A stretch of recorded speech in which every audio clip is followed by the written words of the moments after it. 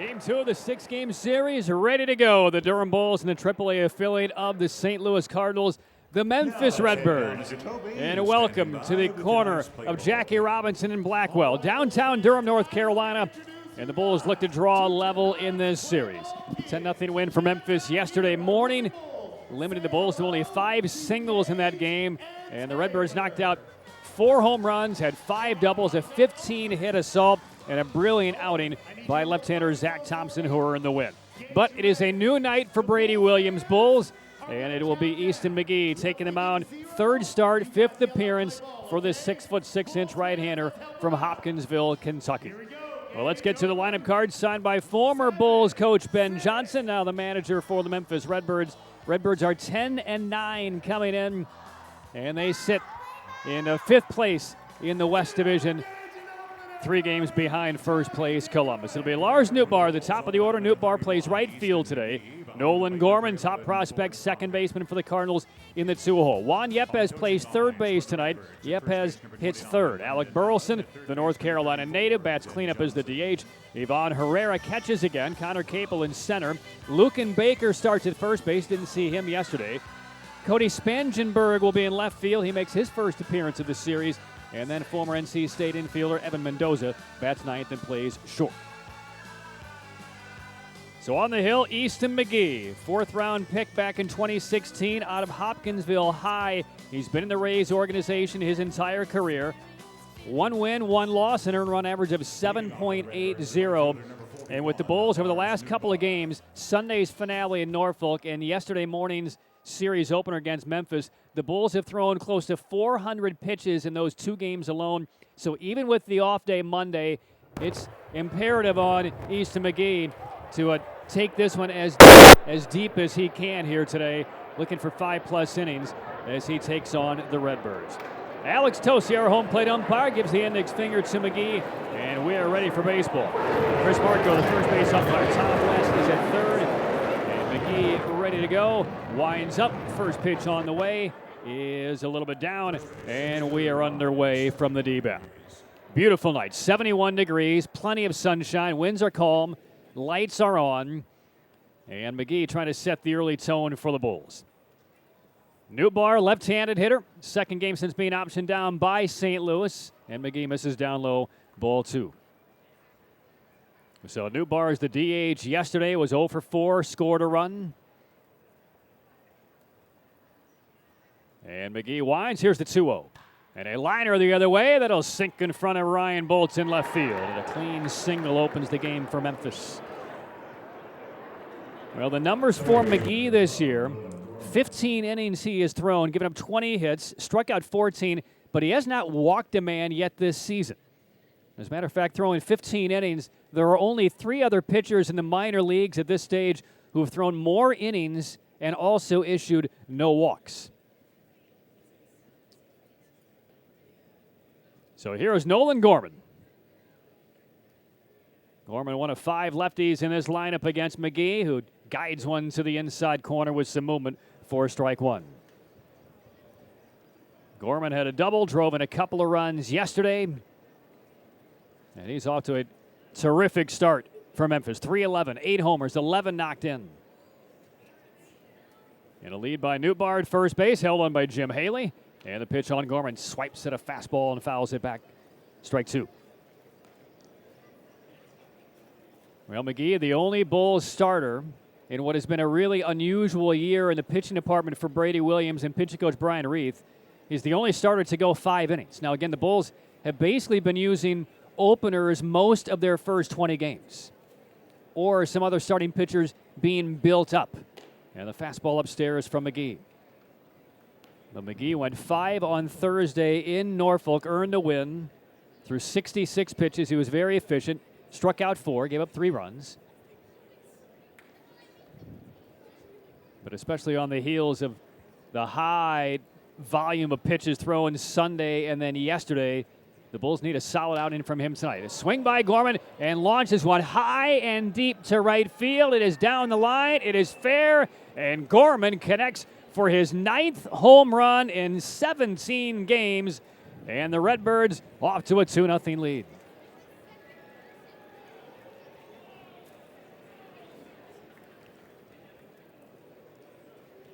pounding the two-strike pitch from McGee deep over the right field wall. And he now stands all alone in second place in home runs in the minor leagues.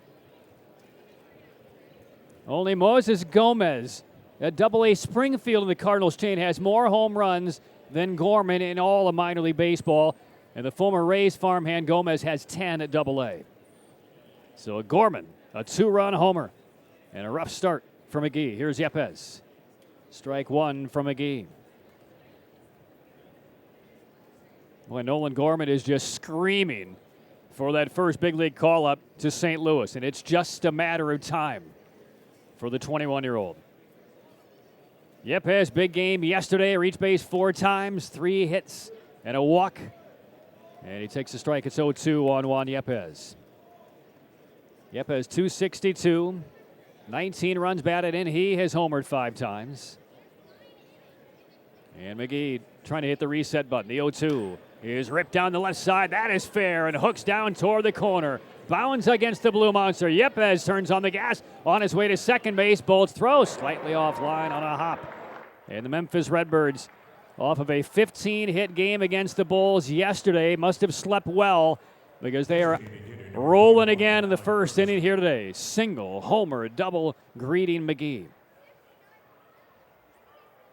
And all 3 have been squared up. 4th double for Yepez.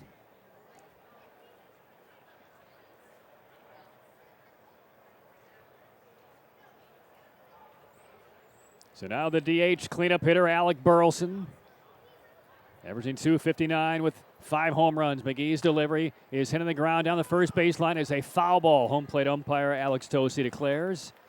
Strike one on Burleson. Well, time for McGee. Just like if you're a professional bowler, you don't like how the 10 pins sit, you can ask for a re-rack, clear them off the deck, set the 10 pins down again, and start anew. He's trying to re-rack here. Strike one on Burleson. Nothing of 5 in yesterday's opener. Left-handed hitter leans back on that left leg. And the pitch from McGee is a pop-up the other way, foul to the roof, third base line. Well, a long way to go for McGee in this game. So can he mitigate the damage here in the first inning, settle things in, and still give Brady Williams and the Bulls the length that they need? Brady said pregame today we're still in a pretty good spot as far as pitching goes, despite all the pitches and pitchers used yesterday. Here's McGee on 0-2, and Burleson slaps one foul up against the screen down the left side, and remains 0-2. Apologize for the issues we're having with our crowd mic. Beyond our control, the crowd mic is down back against the screen behind home plate. No balls and 2 strikes on Burleson. Runner at second is Yepez, and the pitch from McGee, off-speed changeup fouled off again.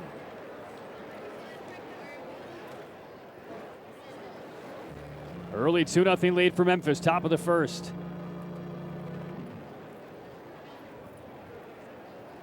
Vidal Brujan back with the Bulls tonight after being optioned down by the Rays over the weekend. Brujan playing shortstop tonight. He's on the second base side of the bag here. Jonathan Aranda shading his eyes with his glove as he plays in short right field. There's a swing and a foul on a pitch up in the zone against Burleson. Still 0-2. And the Bulls on Sunday used 7 pitchers, threw over 170 pitches in that win over the Norfolk Tides. They used 6 pitchers yesterday and threw over 200. At second base is Yepez, still nobody out. And McGee home on 0-2, down and in with a breaking ball. It was announced earlier today by Kevin Cash, manager of the Tampa Bay Rays. Ryan Yarbrough will make another big league rehab start. This one will be tomorrow against Memphis. Caught up with Yarbrough down to the clubhouse before the game today. So he will go tomorrow for Durham. Stepping off is McGee. Ball and 2 strikes on Burleson.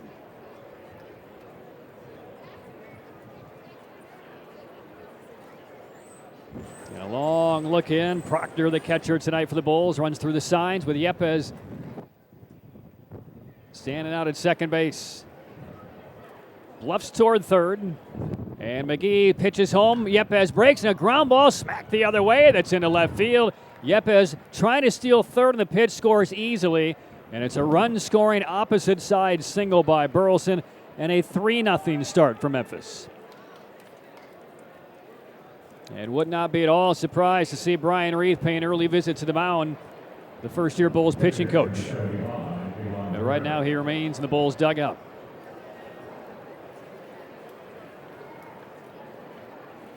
So 4 straight hits married together open the game for the Redbirds. 13th run batted in by Burleson. So here is Herrera, and he takes strike one from McGee. Herrera, 21-year-old catcher, 243 with a homer and 6 knocked in.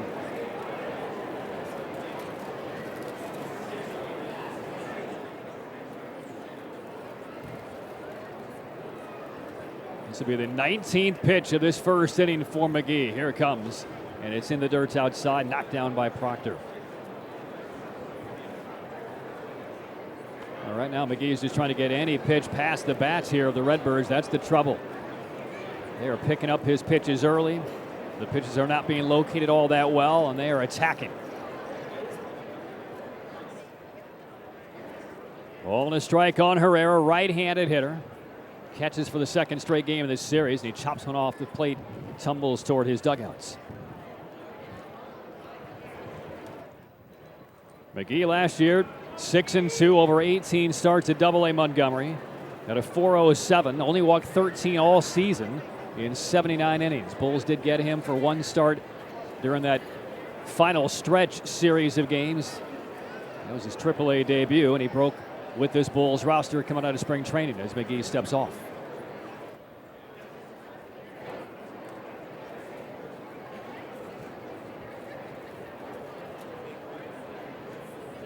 Burleson at first base. Jim Haley holds him on. 3 infielders on the left. And the 1-2 from McGee is off the plate inside, 2-2.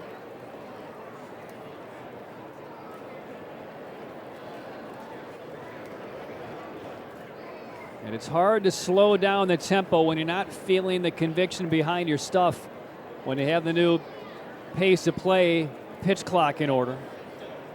And McGee doing his best to give himself enough time to reset. And there's a sinker down and in, chased by Herrera, and the first out of the first inning for McGee. Now we'll see if that'll settle McGee in. 22 pitches to record the first out, but he strikes out Herrera. Double play still in order, and a ground ball could get him out of this inning entirely. So here's Connor Capel, a double and a home run yesterday. Memphis hit 5 doubles and 4 homers. Burleson at first base, and the pitch from McGee, good off-speed pitch, had him out in front.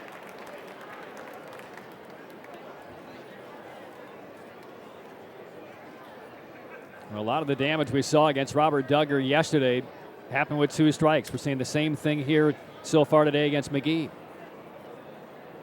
1-strike pitch. Off speed again. Empty cut by Capel. Duggar allowed 6 hits in his outing yesterday. 5 of them came with 2 strikes.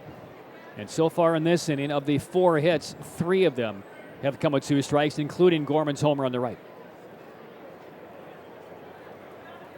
Good field by McGee on these first 2 pitches against Capel. See if he can put him away. Here comes the 0-2. Holds back high fastball. Proctor appeals, but it's rejected by Tom West behind the mound.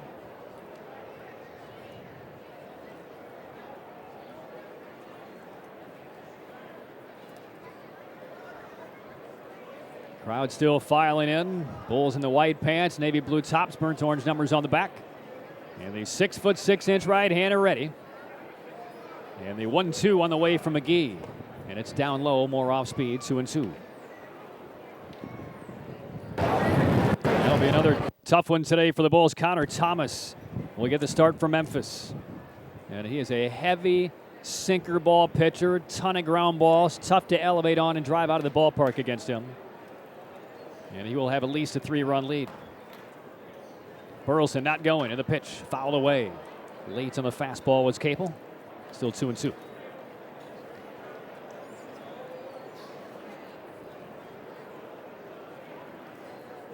Calm winds tonight. Lights are on. Plenty of sunshine, though. 3 infielders on the pull side for Capel. And McGee on 2-2 brings it home, and it's cued the other way foul. Softly hit roller. Cal Stevenson out in center field, bright sunshine, as is Master Boney, who starts in right. Bolt in left field, playing deeply, but he's in the shade. And on the right side of the infield with Brujan and Aranda both near the second base dirt area. Upper bodies in sunlight, lower bodies in shade. Haley still holding on Burleson at first base. And McGee ready to come home on 2-2. And here it comes again. And a softly hit line drive. Grab backhand by Brujan. No throw to first base. It's kind of poked up the middle. Brujan, the shortstop, repositioned to the right side of the bag. Had to take one quick step to his right and make a backhand catch. So Capel cut down the swing. Solid contact. Brujan the grab. And that's out number 2 for McGee in the first.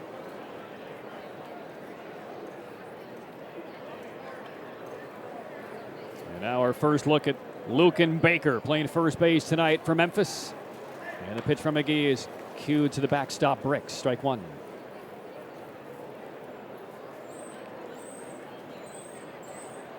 Three nothing Memphis in the top of the first.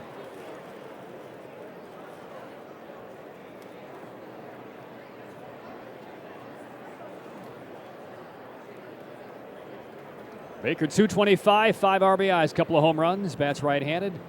And the pitch from McGee, swinging a high fly, shallow center. Stevenson straight in on it, has it. And that will do it in the first inning for Easton McGee. 32 pitches to get through it.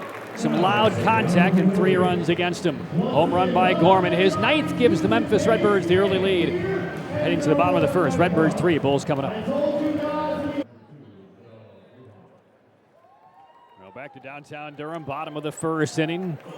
3-run lead for Connor Thomas and the Redbirds. Start number 4 for this 23-year-old out of Omega, Georgia. 1 win, no losses, 231 earned run average. Brujan leads off. Switch hitter fakes a bunt, draws back, and takes ball 1 from Thomas. Here's the lineup card signed by Brady Williams, 30-year manager of the Bulls. Durham 7-12, and a called strike on the outer black against Brujan. Brujan back down from Tampa Bay. Leads off and plays shortstop. Isaac Paredes bats second and plays third base. Then Jonathan Aranda at second. Brujan takes outside, 2-1. Ruben Cardenas, the DH. He'll bat cleanup. Ford Proctor catches. Miles Masterbone in right. Ryan Bolt bats seventh and plays left. And Jim Haley at first base. And Cal Stevenson in center. And that pitch on Brujan is down for ball. 2-2 on the Bulls shortstop. Brujan got a start with Tampa Bay on Sunday against Boston. Started at second base. Was 0 for 3 with a walk. Was thrown out stealing.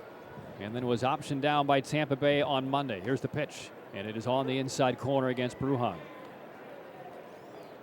Full count on the leadoff batter in the first inning for Durham.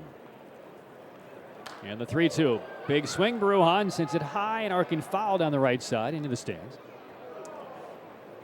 So Connor Thomas, 11 2/3 innings over his first 3 starts. And he has been built out over his first 3 outings. And the lefty's 3-2 is line into the alley in left center field. That'll drop for a hit. Capel tries to cut it and does. Brujan thinks about 2, holds up, and a middle of the bullseye throw from Capel to second base. And it is a single for Brujan to open up the first, but credit to Capel in center field. That ball would have been by a lot of center fielders. But not only did he cut it off, with the play in front of him, Brujan was looking to see if Capel was going to wheel around, if he was going to take a couple of extra steps to get into a throw-in motion, but it was a quick throw and right to the second base bag, and Brujan shut it down. But a good start for the Bulls in this first inning. Brujan aboard, and now Paredes looks at strike 1. Thomas has fanned 8, walked 2, and given up just 1 home run in his 11-plus innings.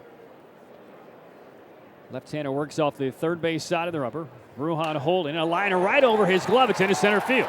And Bruhan jogs to second base, makes a turn, and will hold again on the arm of Capel. That throw very offline, but backed up by the pitcher, Thomas, about 30 feet down the third base line. So Bruhan and Paredes connect base hits to open the game for Durham.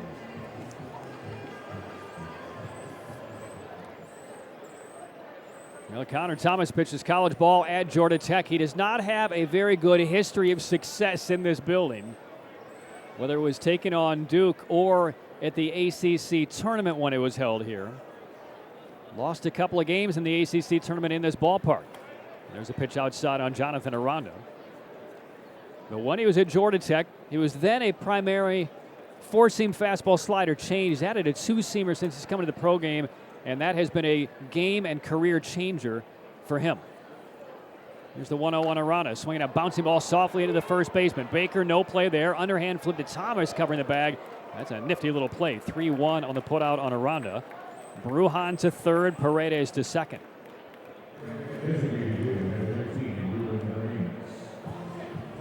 So Aranda bounces out. Bulls move runners into scoring position.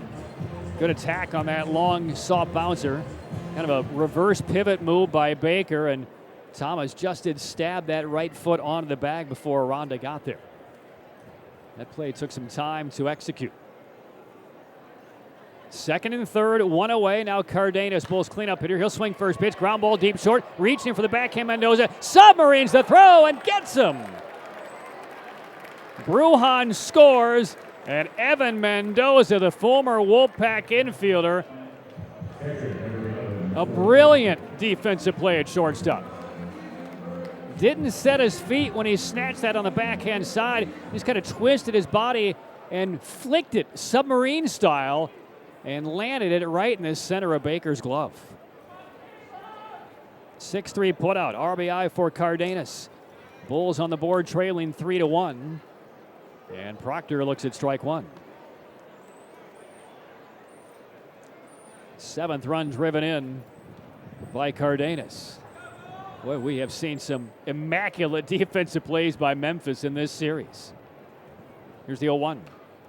Bouncing ball foul toward the backstop where Miles Masterboni is standing. Strike two on Proctor. Paredes on that play to hold at second base. So it's 3-1 Memphis, bottom of the first.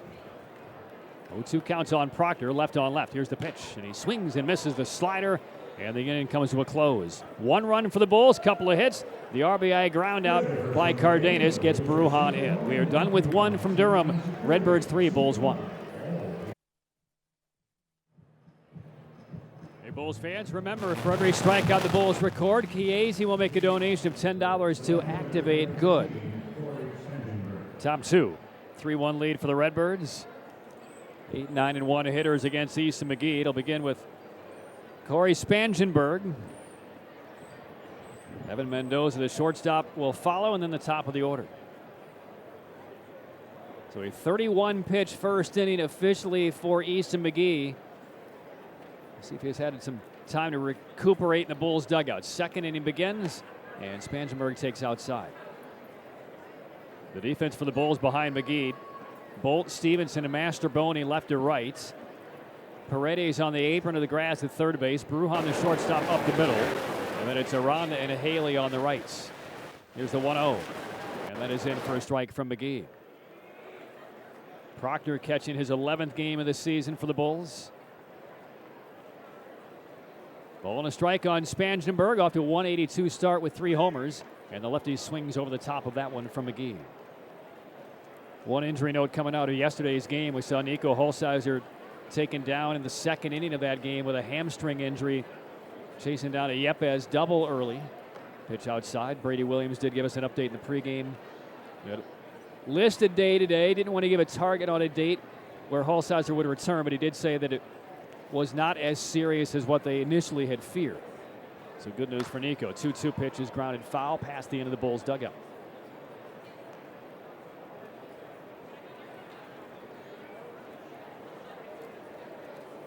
Two balls and 2 strikes on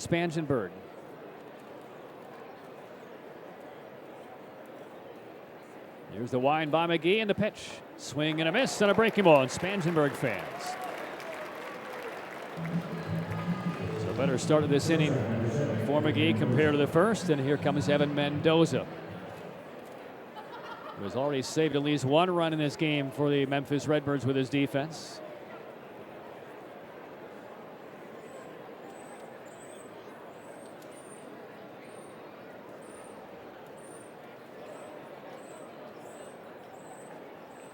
And McGee winding up. Here's the first pitch on Mendoza. Breaking ball outside.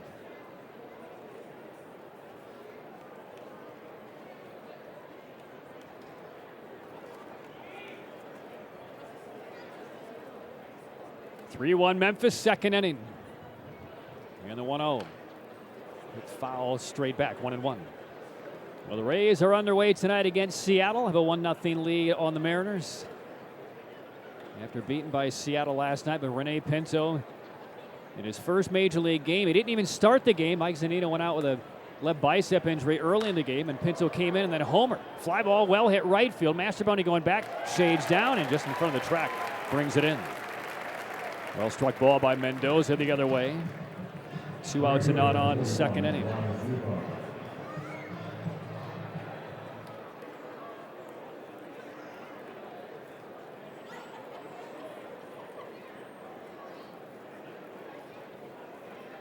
Top of the order, Lars Nootbaar.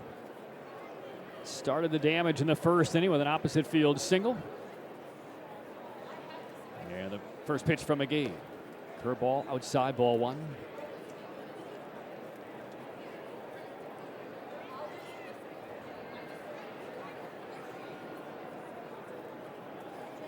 Ball and nothing on Nootbaar. And the 1-0 from McGee. Off speed at the knees, outside corner.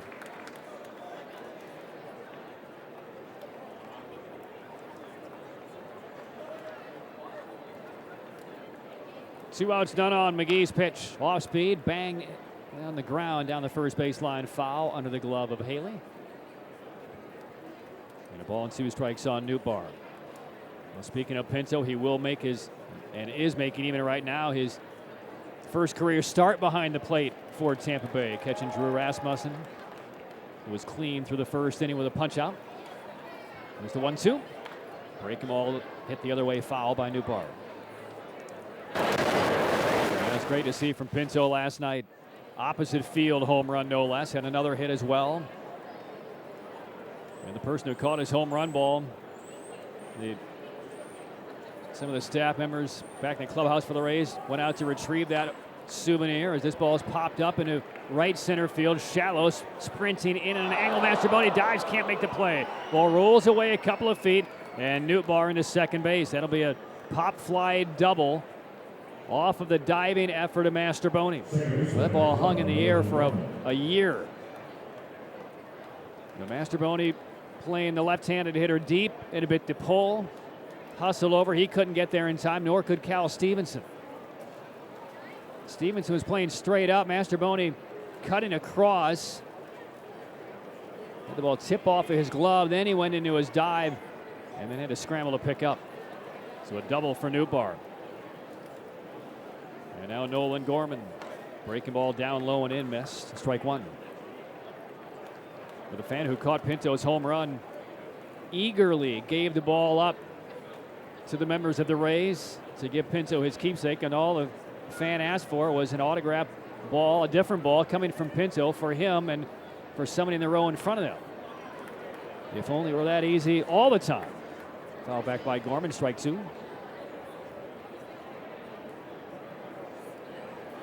Gorman swept a long home run against McGee in the first inning. His 9th of the year already. Had a run where he hit 7 home runs in 7 games earlier this season, including homers in 5 straight.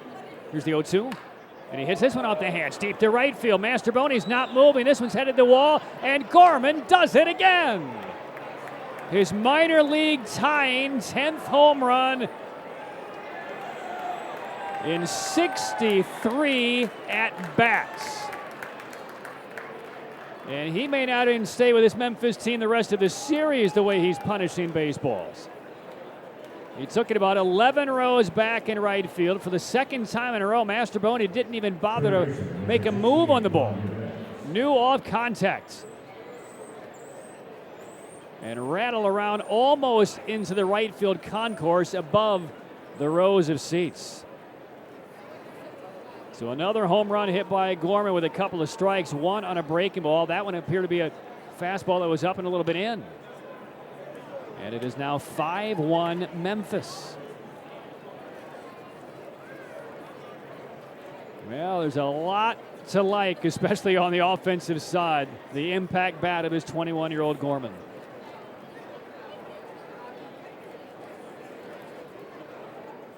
He had 25 combined home runs last year, of 11 at Double-A, 14 with Memphis. Position change from third now to second to accommodate the long-term deal after the Cardinals acquired Nolan Arenado. Began that conversion to second base last year, worked hard with Jose Kendo in spring training this year on that transition. It won't be long before he's at Busch Stadium. Bouncing ball foul at the third base line, gloved by Paredes.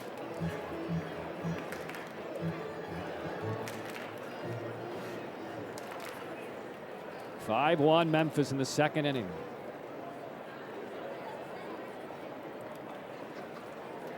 Glove raised to the nose, and McGee winds up 1-2 pitch. Swing and a foul tip. Juggled, and yes, it was caught by Proctor. Looked like it was juggling plates or bowling balls. He hangs on to it. Gets the strikeout for McGee, and the second inning is done. But a 2-out, 2-run rally for Memphis. Nolan Gorman has homered twice in the game's first 30 minutes.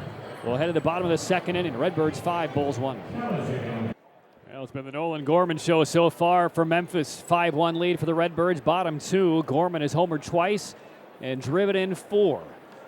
And the second begins for the Bulls with Miles Mastrobuoni. Fastball narrowly misses the outside corner for ball 1 from Connor Thomas. And the pitch on Mastrobuoni grounded foul. Miles been swinging it well for Durham. He's been in that lineup basically every day.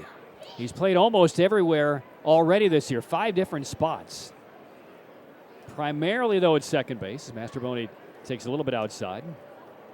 Mastrobuoni 277. He's driven in 11 runs, which is tied for third on the team behind Paredes and Aranda. And the 2-1 on the lefty clips the inner third for a strike. Mastrobuoni's hitting 4 in a row, 3 multi-hit games over those 4. And the 2-2 on the way, outside from Thomas, ball 3. Well, plenty of time left in this one for the Bulls.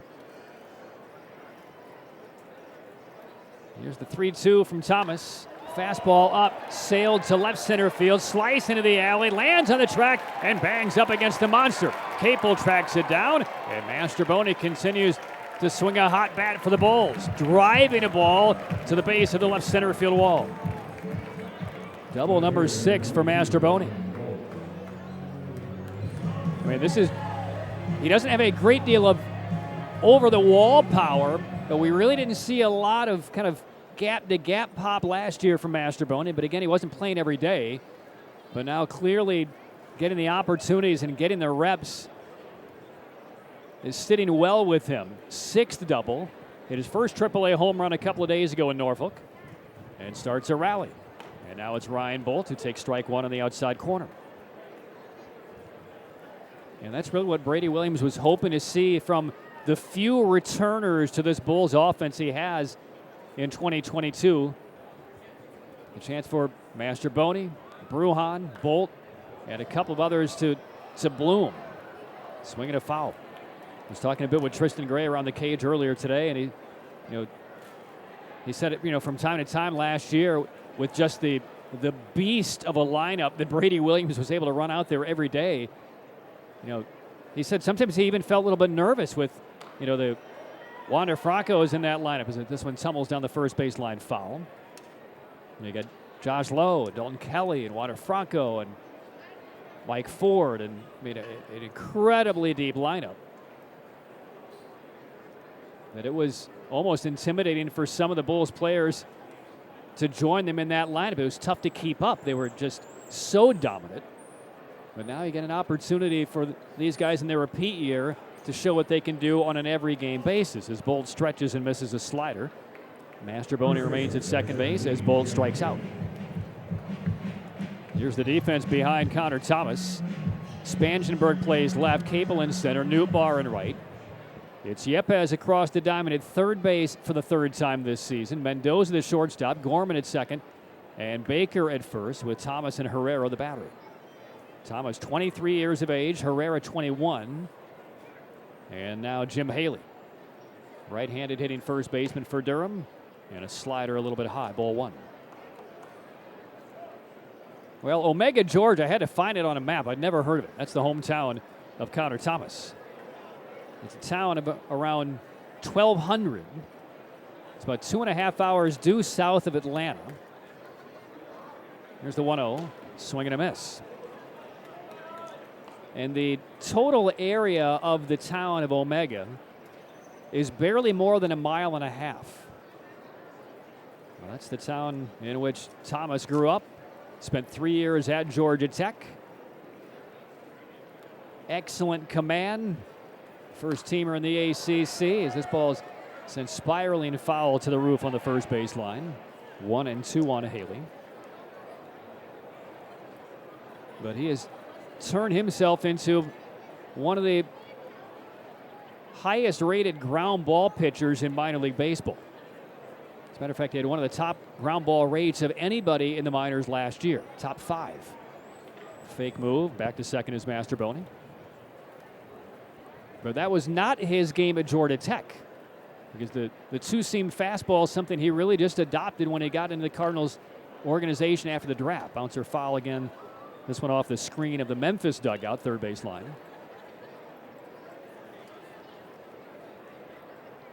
He went 2 innings in his debut outing this year. Then he went 4. And then 5 2/3 on 65 pitches against Omaha on Thursday. Ball and 2 strikes on Jim Haley, hitting .208 with 3 homers. And that fastball at his knees. And it's now a 2-2 count.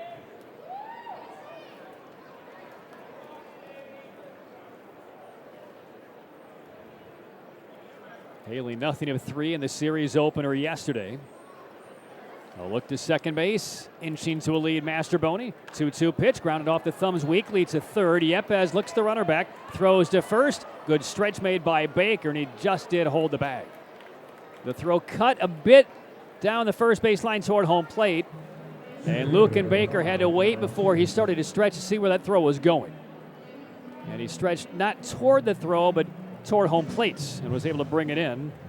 Haley retired. Mastrobuoni remains at second base. Bulls down 5-1 in the second, and now Cal Stevenson, who did not play yesterday. Stevenson averaging 171. He takes low, ball 1. Stevenson 6 of his first 35. So that's a 171 average, but he's drawn 15 walks, which is third most in this league. So his on-base percentage is .420. Called strike on Stevenson, a former Arizona Wildcat.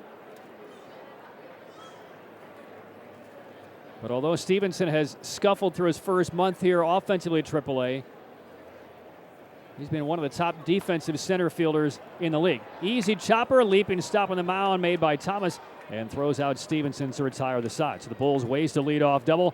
Mastrobuoni did not budge. Done with 2 innings from Durham. 5-1 Redbirds. 80, and they have 14 orthopedic urgent cares all around the triangle. You can self-schedule an appointment right now and reserve your spot online. EmergeOrtho.com. Emerge stronger, healthier, and better. Top 3, 5-1 lead for the Redbirds after a 10-0 win over Durham yesterday. Alec Burleson starts the third, and McGee's first pitch is off the thumbs foul, first base line, and rolls right into the left hand of the first base coach for Memphis, Brandon Allen. 4, 5, and 6 for the Redbirds. And Burleson may have injured himself on that swing. Athletic trainer for Memphis is out having a look. And Ben Johnson, the manager for Memphis, comes down as well. I don't know if it was on the swing or if it was maybe foul off of his body as that ball went down the first baseline.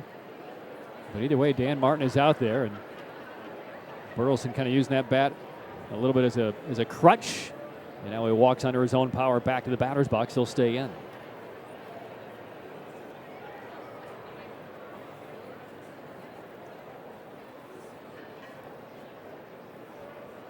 Around to the Bulls' second baseman, well into the right field grass toward the line.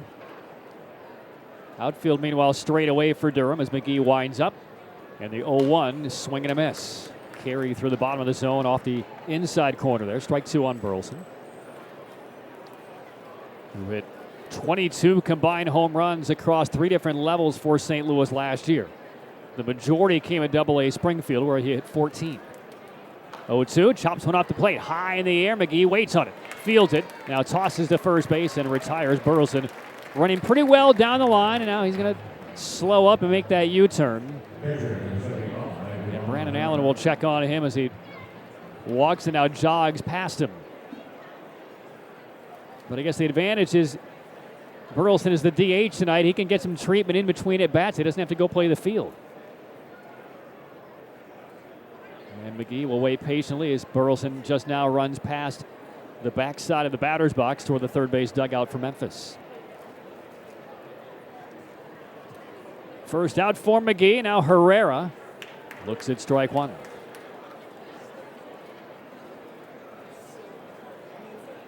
Ivan Herrera struck out in the first inning. Had a couple of hits yesterday, including a home run. And that breaking pitch almost nipped him on the elbow. Well, the home run Herrera hit yesterday, his first as a Triple-A player. He only got to Memphis for a game last year.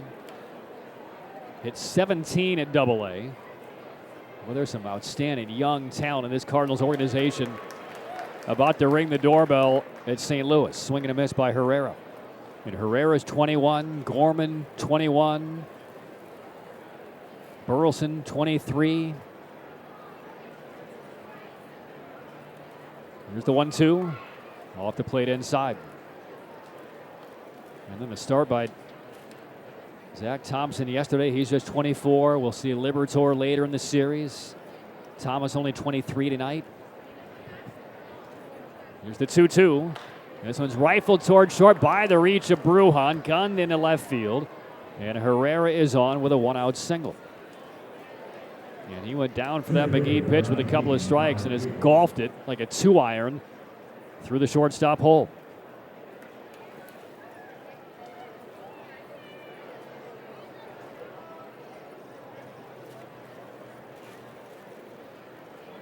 (5-1) Redbirds, top of the third. Now Connor Capel, the center fielder, who joined the Cardinals organization 3 years ago, was drafted originally by the Indians. Playing his first game of the season in center field tonight. DeLuzio, who homered twice yesterday and had that immaculate catch in right center field, he gets today off. And the pitch from McGee. Cuts to the outside corner for a strike. Durham about to get the bullpen going behind McGee. So a right-hander starting to loosen for Durham. Christopher Ogando.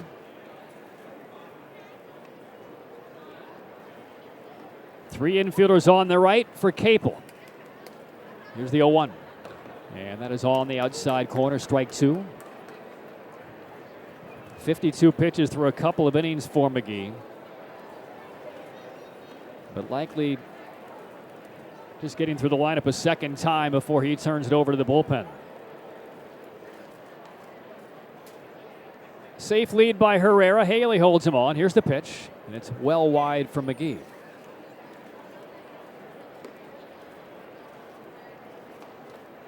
Well, it's been a busy day for the Bulls. In case you missed the pregame show, Brady Williams talked about basically a team community event earlier this morning when the Durham Bulls headed to the practice facility of the Carolina Hurricanes. There's the 1-2. Swinging a ball rolled foul. And again, if you're a hockey fan, as most of you are in the Triangle, the Canes just clinched the Metro Division title last night with a 4-3 win over the New York Rangers. And the Bulls were there at the facility fairly early this morning. They said, you know, Some of the coaches were there. A couple of the players were there working out.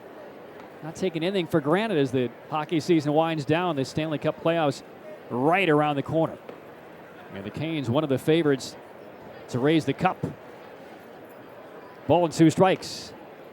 And the pitch from McGee is hit off the end of the bat, foul. Scares a couple of Redbird teammates off the top step. Brady indicated that what they're trying to do is basically create a few more community, kind of almost team building events for the Bulls collectively to attend. And not just, participate in, but learn from. It's kind of life lessons. But as Brady indicated, there are a lot of similarities between, a life in professional hockey, a life in professional baseball. Seasons are long. The commitments are huge. Here's the 1-2. In the ground, blocked nicely by Proctor, shifting to his right. And with a lot of the messaging that the Carolina Hurricanes put together as far as kind of their bullets of messaging on what the mission statement is for the franchise and the players, the accountability. Very similar to what the Tampa Bay Rays have. Here's the 2-2. A weak ground ball to the right side. Fielded by Brujan. Gets the toss away to Paredes covering second base. That's the only play. So it goes a 6-5 force out on Herrera. Cable reaches on the fielder's choice. 2 outs in the third. 5-1 Memphis, and now Luke and Baker. It was a very productive morning for the Durham Bulls. And the foundation is very similar. And if you aren't aware, and most of you probably in the Triangle are, there's a really, really tight relationship between the Carolina Hurricanes front office and the Bulls front office and the Carolina Hurricane players and the Durham Bulls players. That's been forged over many years. Runner goes, the pitch is strike, the throw from the knees of Proctor just arrives late, and a steal of second for Capel. That is number 6. That was a miracle, that throw by Proctor got there and made it that close. It's a huge jump by Capel. All Proctor could do was basically use upper body and arm strength to make that throw down to second base. And Capel just beat it. Not by much. So he is at second base, 2 down in the third. 5-1 Memphis leading. And a 1-strike count on Luke and Baker.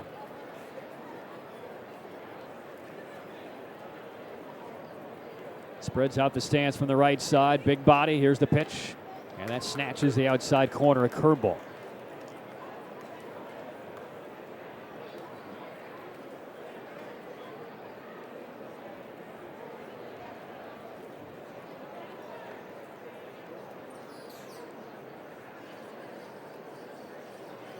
McGee, a little peek to second base. Here's the 0-2.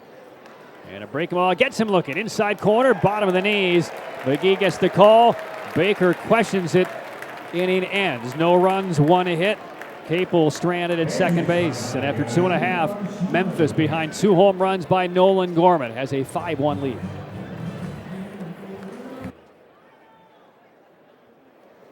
Bulls trail Memphis 5-1. Last of the third inning. And opening things up is the leadoff hitter, Vidal Brujan. Takes a wave at the opening pitch he sees from Connor Thomas for strike 1. Ball and a strike on Brujan. Single to begin the Bulls' first inning, scored Durham's only run. And the pitch outside from Thomas.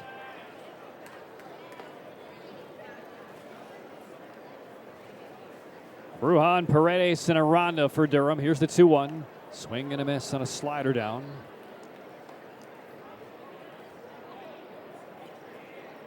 2-2 on Brujan. Well, no question the Bulls offense a lot more dynamic when Brujan is here as he sends this one to left center field. That will fall for a hit. Spangenberg will cut the ball off. For the second time, Brujan is thinking about maybe sprinting to second for a double. And both times denied by the quickness in the outfield. Capel cut off the ball in the first inning. Spangenberg does it here. So Brujan is now 2 out of 2. And now Isaac Paredes.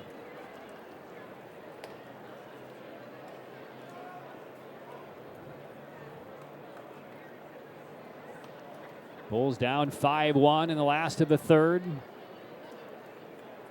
Ogando still working in the Durham pen. McGee is probably done after 3 innings, 70 pitches. And Brujan, big lead, not going. Pitch hits Paredes in the foot, and he's awarded first base. So it takes away an opportunity for Brujan to steal a bag, but the Bulls, for the second time in 3 innings, have the first 2 batters aboard against Thomas. And now we'll see if they get a better look at him the second time through the order. And Jonathan Aranda in the box for the Bulls, hit his first AAA home run back on Sunday. And Aranda has been swinging it well. 0 for 4 yesterday, but that snapped a 6-game hitting streak. And strike 1 from Thomas.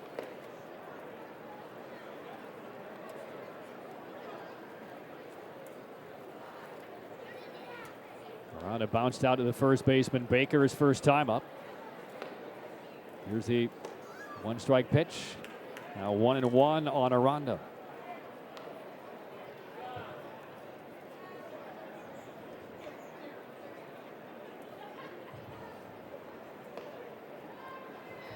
Brujan, hands on his knees with his lead, shuffles further toward third as Aranda swats a fastball back against the screen, strike 2.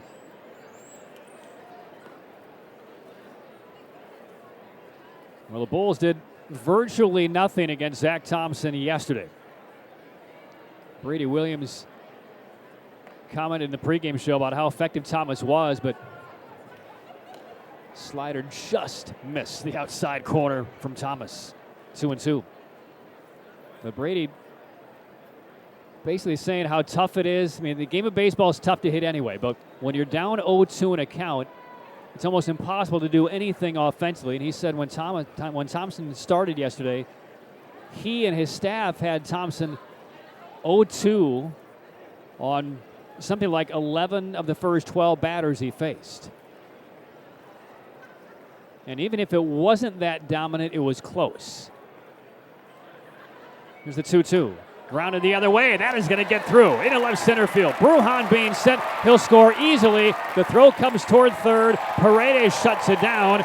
And Aranda, a hot smash the other way to left. And it's 5-2. Memphis in the third inning. Well, excellent piece of hitting by the Southern League MVP from last year, Jonathan Aranda. And you go back to that very close take of ball 2 by Aranda. That sets up that at bat. And on the next pitch, shoots it hard on the ground right behind the shortstop Mendoza. 15th run batted in by Aranda. And the inning being built by Durham. Called strike on Cardenas. I mean, that's what it takes to put a big number up against Thomas. First inning, Brujan Paredes reached. A couple of ground outs and a strikeout, limited the damage to a run. Swing and a miss. Pulling the string there, Thomas. And he's 0-2 now on Cardenas. But now, after Brujan and Paredes set the table again, now you get second time through the order. Solid RBI contact by Aranda. And this is now the opportunity the Bulls have against Thomas to get right back in it. 2-strike count on Cardenas. Here's the pitch. And he strikes him out in a pitch that gets down and in and bangs off of the mid of Herrera. Runners will hold as Cardenas fans. That's a nice comeback by Thomas.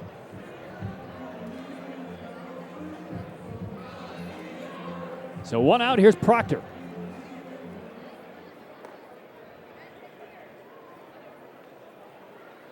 Proctor getting the starts against the lefty Thomas. Struck out his first time up. Just 2 of 18 against left-handed pitching this year. And lefties now really for the last couple of seasons, they've really owned Durham. There's a half swing and a slider that finished out of the zone, but Proctor committed. I mean, this has been really the Achilles heel, and I'm saying that even in 2021, a year when the Bulls won the AAA National Championship. They won the AAA East and had the best record in all of AAA, clinched about a week and a half later. Pitch on the way to Proctor is missed, strike 2. But even last year, as great as the Bulls were, still left-handed pitching was very tough on what was a pretty dominant left-handed batted Durham Bulls lineup. It's a little bit more balanced this year. But the Bulls have seen some tough lefties already. 0-2, a swing and a foul tip in the midst of Herrera, and Proctor goes down on 3 pitches. And this is effectively Connor Thomas stomping on the embers of a little forest fire. And they're about to blow up on him here in this 3rd inning, but he's just taking his foot to the campground and tamped him down. A couple of strikeouts after 3 straight reached. And now it's Masterboni. Look at second base, and Miles takes low for ball 1. Masterboni doubled to deep left center field his first time up. He has been one of the better hitters against left-handed pitching, and he's been really the top Bulls left-handed stick against left-handed pitching this year. And that pitch from Thomas is down low, ball and a strike. 5-2 Memphis in the 3rd inning.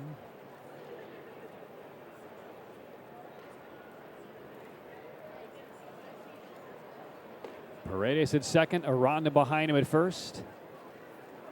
And the sign to Thomas. And the pitch on Masterboni is down, ball 3. And you have Bolt on deck, another Bulls left-handed hitter.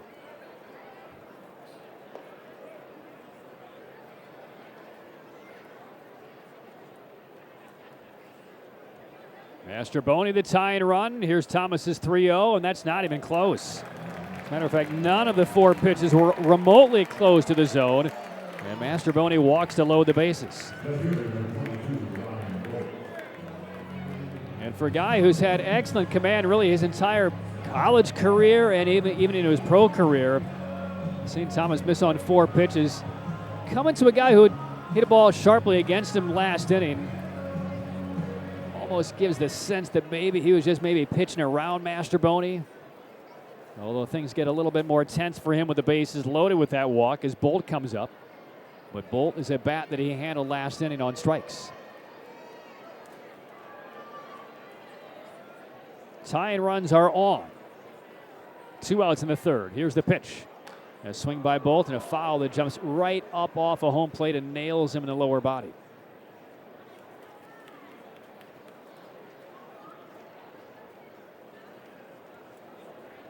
Memphis leading 5-2. Bolt's going to take a moment.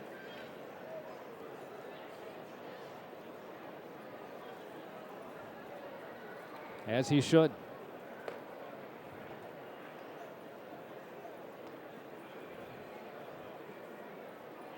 Paredes, Aranda, Masterboni, the base runners. 2 outs, 3rd inning. Boy, it's a perfect night weather-wise. 0-1 from Thomas. He's bounced off the hands into the Bulls dugout. Chris Russell, one of the athletic trainers for the Bulls, swats it away like a mosquito with his left hand. Barely flinched. That'll gain you some street cred.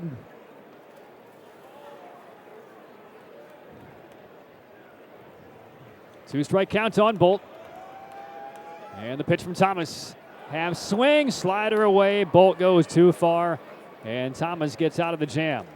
1 run for the Bulls and the base hit by Arana, but Durham leaves the bases loaded.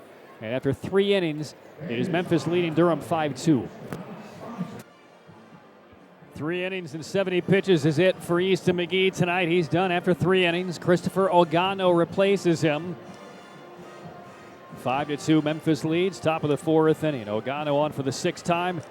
7 hits over 10 2/3 innings. Striking out 7, walking 5. So the 4th inning gets underway. Ogano finishes his warm-up pitches, and he will get the 8, 9, and 1 hitters. Ogano, 28 years of age, out of Santo Domingo of the Dominican. And we'll give him McGee's line after this first pitch from Ogando. 5-2 Memphis. Good work by Connor Thomas to sneak through that 3rd inning with only 1 run scoring. Stranded the bases loaded. And it will be Spangenberg to open up the 4th for Memphis. Right on left, first pitch. Ogando is high for ball 1.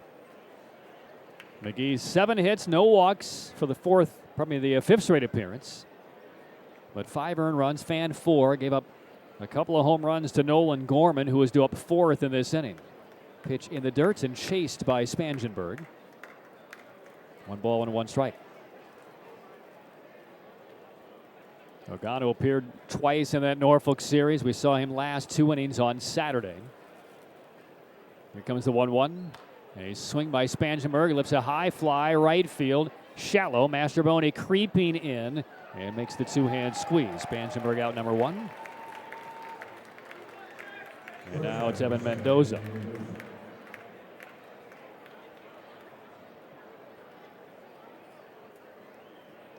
.635 start tomorrow, game 3 of this series. C.J. Zoik will start for Memphis, and Ryan Yarbrough makes his second big league rehab start for the Bulls. Here's Mendoza, and a break him all in for strike 1. Yarbrough started for the Bulls on Saturday at Harbor Park up in Norfolk. Struggled with his command. Said he felt fine as far as the left groin issue is that has him right now on the big league injured list. But he did go back to Florida where he threw on the side a couple of days ago. He's back with the Bulls here tonight, and he will start tomorrow. There's the 1-1 from Ogando. A slider poked to center field. To his right goes Cal Stevenson. Easy play. And the first 2 outs recorded by Ogando.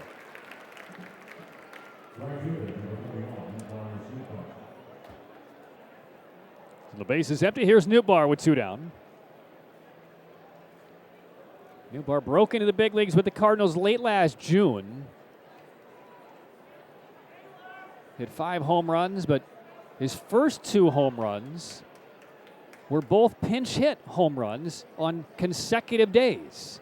Called strike on the inside corner. In 2 different cities, mind you. First home run came at his 30th big league at bat. It was a pinch hit home run at PNC against the Pirates' J.T. Brubaker. And that one just missed from Ogando. And then the next day, they opened up a series in Kansas City, and he took out Irvin Santana as a pinch hitter.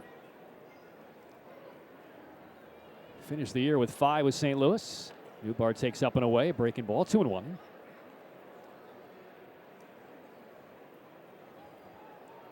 But that, a couple of pinch hit home runs in the big leagues certainly trumps what he did in 2020, where we all were dealing with an absence of baseball at the minor league levels. Nootbaar takes a little high in the outside corner. He was actually back at home. Parents told him to get a job. So he did manual labor at an aerospace engineering factory. He was doing maintenance on fighter jets. 3-1. Smoke to first and by the reach of Haley. Base hit toward the corner. Mastrobuoni's there. Nootbaar wants 2. Mastrobuoni's throw comes in, but it's offline. And a standing double down the right field line by Nootbaar. Running as fast as a fighter jet. That was a good choice by Nootbaar. Mastrobuoni running toward the corner on the right field line, and he knew with Mastrobuoni making this throw that he was going to have to wheel around and make the throw. And figure with the time spent to do that, Nootbaar with the speed to beat the throw, and he did. So a double by Nootbaar. Now here is Nolan Gorman, who has hit a home run in the first and a home run in the second. And he bats for the 3rd time, and Ogando has been paying attention. Starts him with a slider away on the corner. That's good scouting by Ogando. He's been paying attention down in the Durham bullpen. Because there was a breaking ball down against Gorman in the first and a fastball in and up in the second inning. And again, Ogando stays away and misses high and wide. A ball and a strike.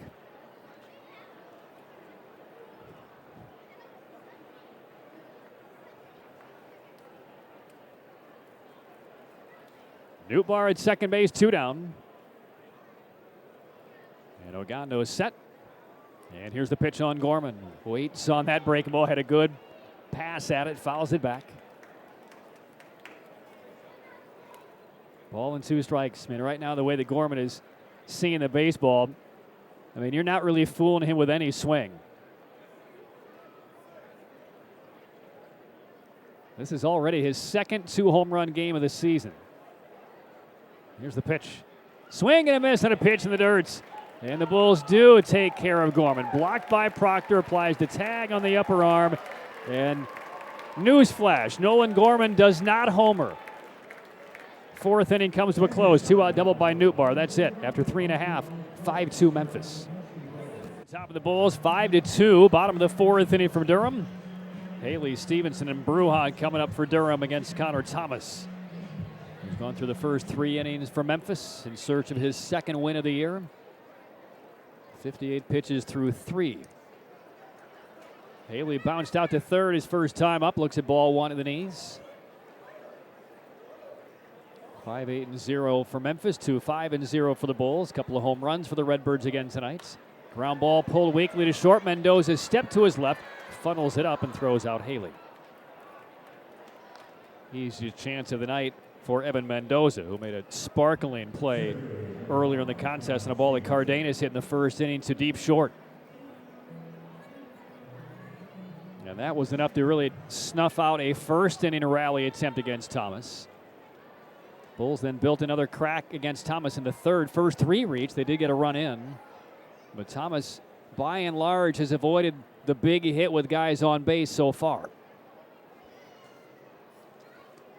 Stevenson in the box takes a breaking pitch down the middle of the knees. Yepes at third base trying to take away the bunt.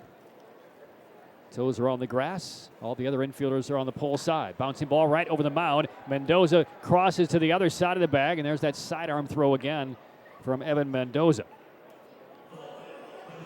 2 outs. Stevenson chops out up the middle. And Ben Johnson, manager of the Redbirds, was working a lot with his infielders before BP today on a couple of things that we've seen play out almost exactly today. A ball to deep short that Mendoza handled, made that throw as Bruhan tries the third base line and missed it. Guides it over the bullpen mound foul. And then a play like that. So the early work paying off for both teams. It's tough to get a lot of early work in, though, when you're the visiting team. Here's the 0-1. Grounded the other way. Diving for it is Baker. It's into right field. And Bruhan is 3 out of 3.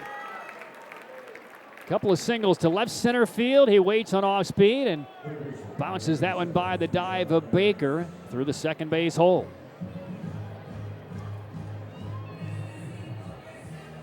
So the Bulls now have 6 hits against Thomas. Bruhan has half of them. And you know he's just dying to run. But he's not yet had the opportunity. Paredes singled on the second pitch he saw in the first inning, so Bruhan couldn't run. And then after Bruhan singled in the third, Paredes got hit in the foot on the first pitch. But good to see now Bruhan puts on the oven mitt on that left hand. That is something he did not do in Norfolk in his first game back with the Bulls and jammed his thumb into second base. And I asked Brady the next day, like, why was he not wearing it? And Brady said, I don't know. He normally does, but he didn't for whatever reason that night. And he went in head first, stole the base, but jammed that left thumb into the bag and came up shaking it out. Long chopper foul past third.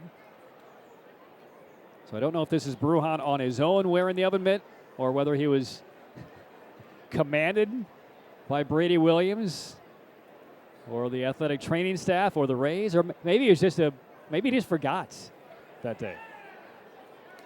And he's stretching out his legs, a decent lead away from Baker. Not going. And the 0-2 is outside on Paredes.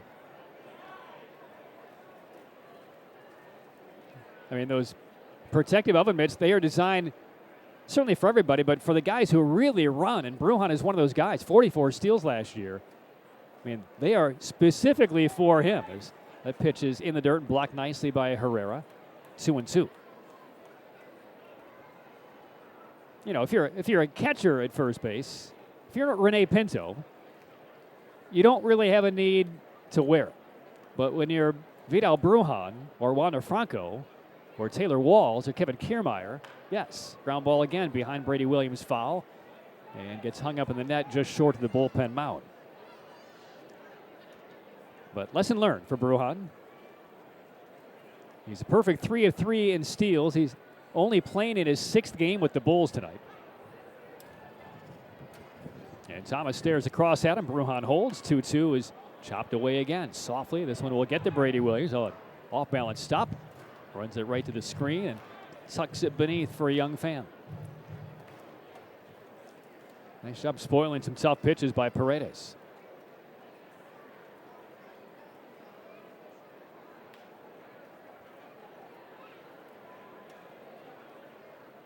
Bruhan standing lead, holds again, 2-2, down and in on Paredes. And this has been one of the better at-bats we've seen the Bulls take against Thomas tonight. So now Baker will back off of the bag. Bruhan will get a running start on 3-2 with 2 outs. So even on a single, depending on if there's an angle for an outfielder to cut it off, you could even see Bruhan score. He's ready to go, takes off on 3-2, but it's popped up by Paredes behind home. Herrera will discard the mask, straddle home plate, and make the catch moving further into foul territory. And that retires the side. 1 hit, 1 left, no runs in the Bulls' 4th inning. And after 4 complete, Memphis on top of the Bulls 5-2. The Angus Barn proudly serving the Durham area as the exclusive caterer for American Tobacco Campus Bay 7 Catering Hall once again this year, as well as continuing on as the official sponsor of the Hit Bowl Win Steak promotion here at the D-Bat. Memphis 5, Durham 2, top of the 5th inning, second frame for Ogando. And Juan Yepez will begin the 5th for Memphis. A double and a punch out tonight. And the pitch from Ogando, hammered out to left field. Bolt goes back, hopes for a bounce off the wall, and he will not get it. That was a laser off of the bat of Yepez. Home run number 6. 6-2 Memphis.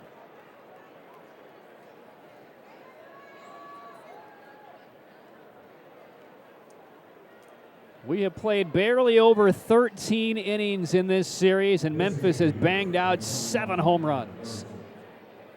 4 yesterday, 3 now tonight. Well, that one came awfully close to greeting a fan sitting outside the patio area of Tobacco Road. That might have hit the side of his chair. Check, please. And on the next pitch, hooked down the right side, foul off the bat of Burleson.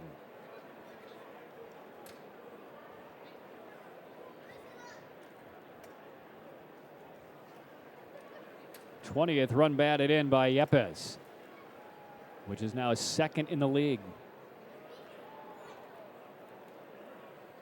6-2 Redbirds. 0-1 on Burleson. Inside with a fastball, 93 from Ogando. Well, it's an all-star cast descending on the D-Bat the last couple of days. And more members of the Rays front office and coaching staff arrived here today. Eric Neander, general manager of the Rays, is here. George Pappas, the assistant director of the minor league operations for the Rays, is here. We'll hear from George coming up later on in the game. Who else is here? Mitch Lukovics, senior advisor now for Tampa Bay, longtime farm director of the Rays. He's here as Burleson skies one to right field. Across and now in a couple of steps, Master Boney makes the play. And that is out number 1 in the 5th inning. And to everybody's surprise, Rick Knapp, pitching coach for the Bulls the last couple of years, he's here tonight. He got a nice promotion by Tampa Bay internally at the end of last year. And he's now one of their pitching coordinators. Knapp,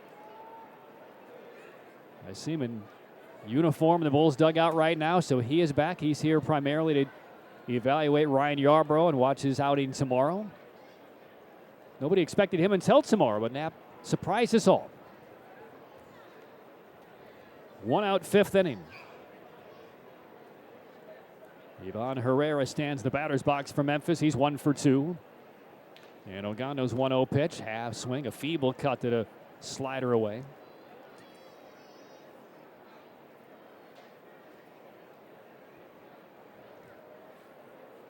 (6-2) Memphis, 5th inning. Ogando in the wind. Here's the pitch. Fastball clobbers the inner half at 95. It's so great to see all the faces of the Rays front office and the coordinators come back through town. Again, last year, due to the pandemic, access was extremely curtailed. Clubhouse, dugout, field, travel. And you almost lose a little bit of touch of these guys and the players for sure, but also the coordinators and the coaching staff. Many of those restrictions have now been removed and almost back to normal life in baseball. 3-2 count now on Herrera. Connor Capel on deck.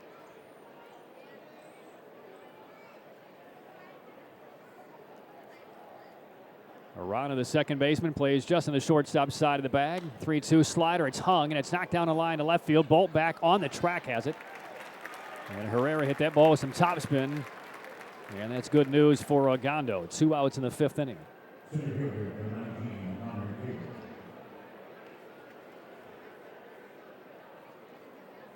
Rays at home with Seattle.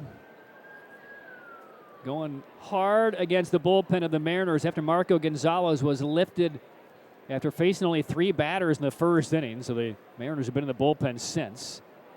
And Drew Rasmussen has already matched a career high with 6 strikeouts through 4 innings. Rays have a 3-0 lead on Seattle. Kevin Kiermaier has just hit his 2nd home run of the season. Came with a man on to jump that lead to 3. Here's the 1-0, a called strike. Kiermaier's first of the year came a few days ago. It was a game winner in extra innings. That game, the Rays carried a no-hitter in the 10th inning. And then the Red Sox scored twice in that 10th, breaking up the no-no and taking the lead. Bottom of that 10th inning, Kiermaier hit a game-winning 2-run homer. Ground ball the other way, that's slashed into left by Capel. And his first hit of the game. So 2-out base runner for Memphis ahead of Luke and Baker.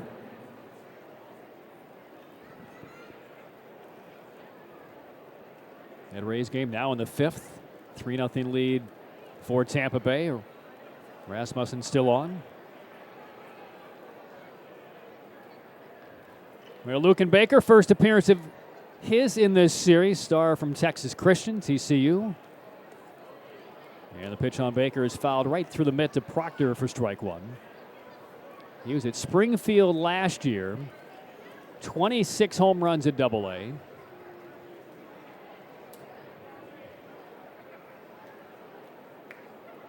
Big 12 freshman of the year in his time at TCU, then injury-plagued sophomore and junior years before he came out in the draft as a 2nd-round pick 4 years ago. 2 strike counts on Baker. I didn't know, but there was a junior home run derby.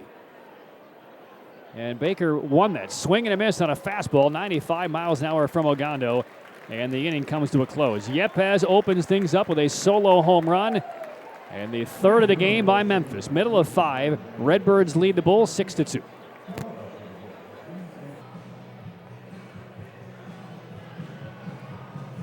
Hey, Bulls fans, that time of year, nothing better than Bulls baseball and a bag of Houston's Peanuts.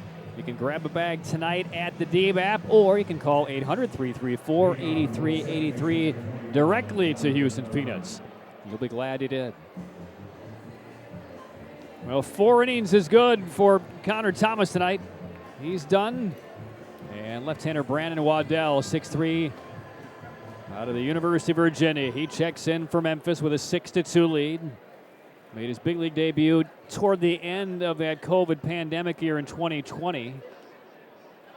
Did so with the Pirates. Last year split his big league time, as brief as it was, with Minnesota, Baltimore, and St. Louis, combined for 9 games with 3 different teams.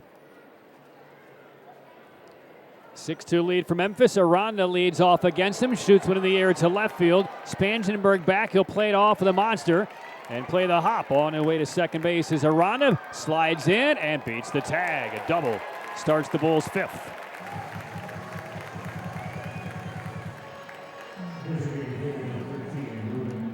Double number 6 for Aranda. And Spangenberg in left field.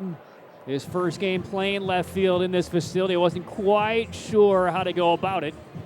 He was moving back in the ball, thinking about making the catch, and then pulled off a little bit late. Had a little bit of extra time to get that ball. Wouldn't have really mattered as Arana slides into second base with a double. And now it's Cardenas for the Bulls. 4th appearance for Waddell. 1 run over 4 innings of work. And a breaking pitch high for ball 1. Waddell grew up in Houston. fifth-round pick of the Pirates in 2015.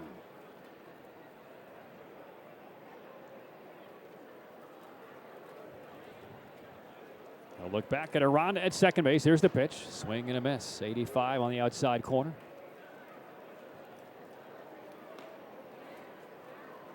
He was on the DFA train last year.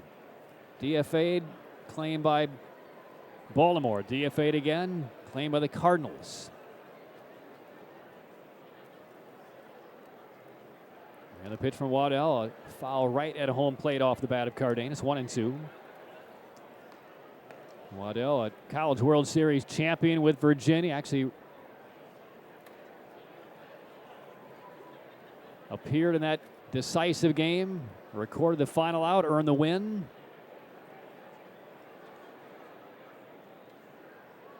Aranda at second base, nobody out. Here's the pitch.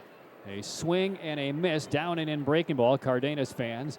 Herrera runs down the loose ball, gets the strike out of Cardenas and holds Aranda at second.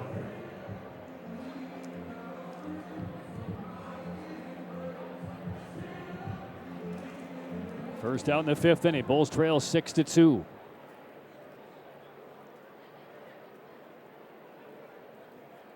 Thomas went 4 innings on 73 pitches, 6 hits, 2 runs, fanned 5, walked 1. Will not earn the win tonight. As Proctor lines one right over the head of Waddell, goes into center field. Coming to third is Aranda. Williams will wave him, and Capel's throw is cut off behind the mound, and the Bulls within 3. So Ford Proctor knocks in the run. That's his 8th run batted in this season. He was in the middle of the field against the lefty and sent a liner right over the back of Waddell.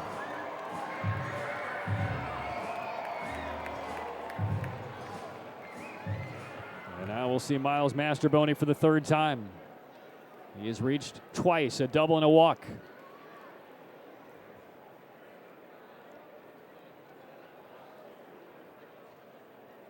Proctor at first base, 1 down.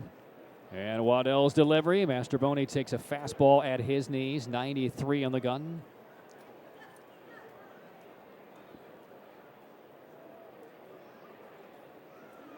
Right-handed action in the bullpen for Durham.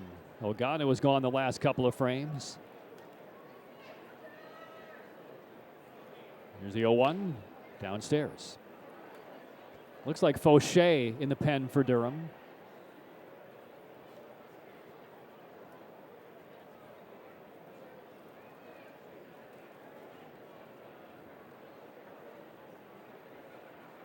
Six-3 Memphis, bottom of the 5th. And the pitch. Mastrobuoni takes into the dirt, shuffling to second and holding his Proctor.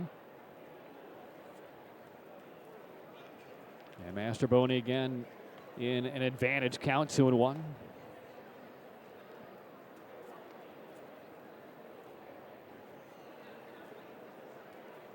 Scott Pose will rejoin the broadcast tomorrow. He'll be here through the weekend, thank goodness. No Big Ten Network assignments for him. Here's the 2-1. And Mastrobuoni lays off a very good 2-1 breaking ball from Waddell.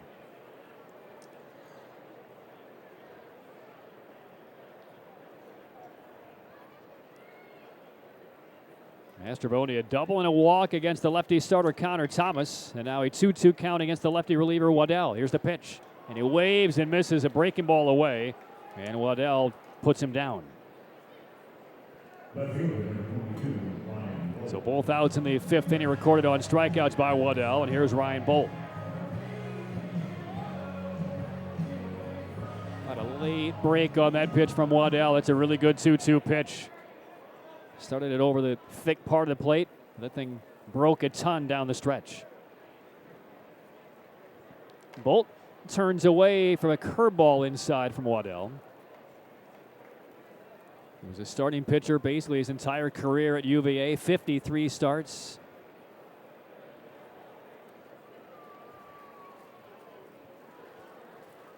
Proctor at first. And the 1-0 pitch. Bolt hits a breaking ball on the ground at the middle. Diving to it is Gorman. Gets to his knees but can't release the toss anywhere. That'll be a hit on the infield for Bolt.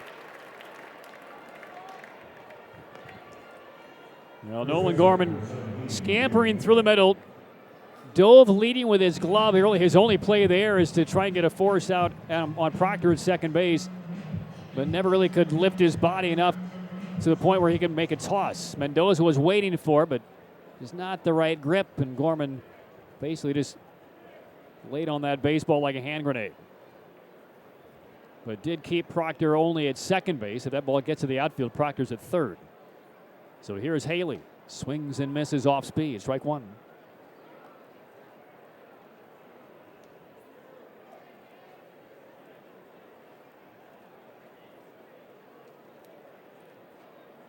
Haley has grounded out twice.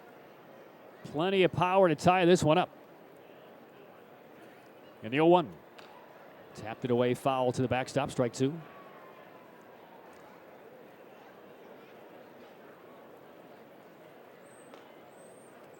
Well, the Bulls spotted Memphis a 5-1 lead after an inning and a half. The offense has been kicking around a little bit here for Durham. They put some opportunities on the board together. 0-2 in the dirt, and it bounced up and hit him. And Haley will be awarded first base. That didn't hit him on the fly, it hit him on the bounce. And that will load the bases.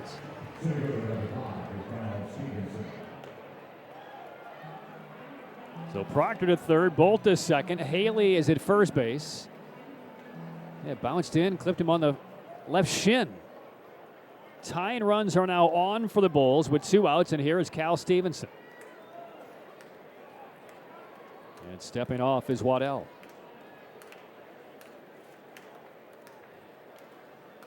Stevenson has grounded out twice tonight, and will this be a great opportunity and time for an extra base hit from Stevenson. The pitch, swing and a miss on a slider down from Waddell. And that looked like Stevenson guessing first pitch fastball that he did not get.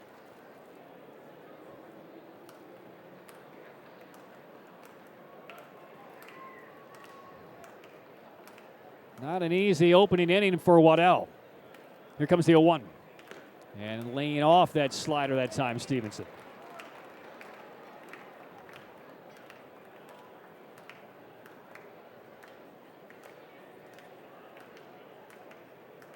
Bulls trail 6-3 in the 5th inning. Waddell bends the back knee. Comes home on 1-1 and fires that one in the ground. 2-1 on Stevenson. You have Brujan, the switch hitter, on deck, who is 3 for 3. I mean, this is absolutely the guy that Waddell wants to take care of, as the bullpen for Memphis will get started behind him.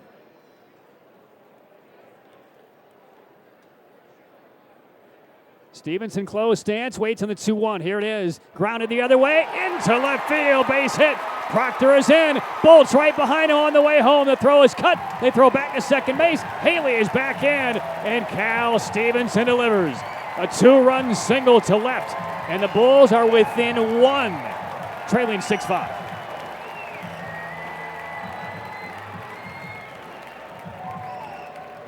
Well, when you're left on left and you get 2-1, that's the great equalizer.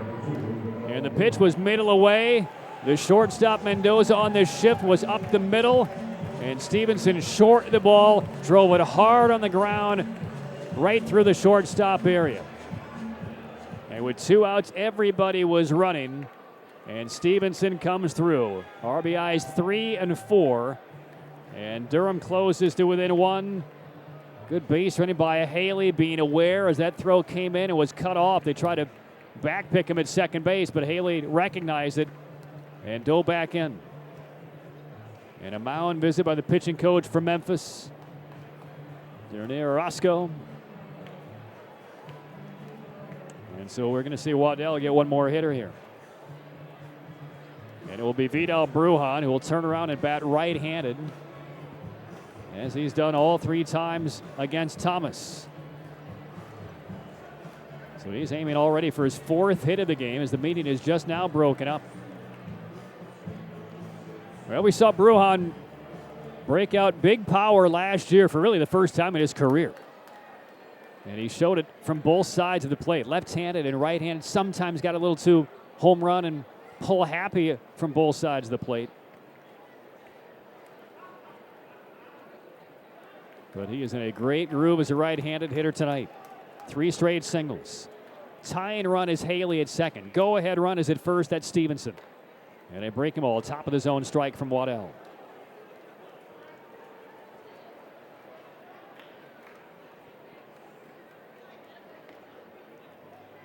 Bulls trail now 6-5 in the 5th inning. A look at second base at Haley. Here's the 0-1. Swing by Brujan. Easy hopper to third. Yepez comes in the grass, fields, and throws out Brujan. And that will do it for the Bulls in the 5th inning. But the Bulls, for the first time tonight, do get a big 2-out hit. Compliments of Cal Stevenson. 3-run score. And we'll head to the 6th inning. Memphis 6, Durham 5. The Bulls post 3 runs in the bottom of the 5th inning. And they are now within just 1 as we reach the 6th. Calvin Fauché checks in for Durham. 6-5 is the Memphis lead. Bulls baseball sponsored in part by our friends at Activate Good.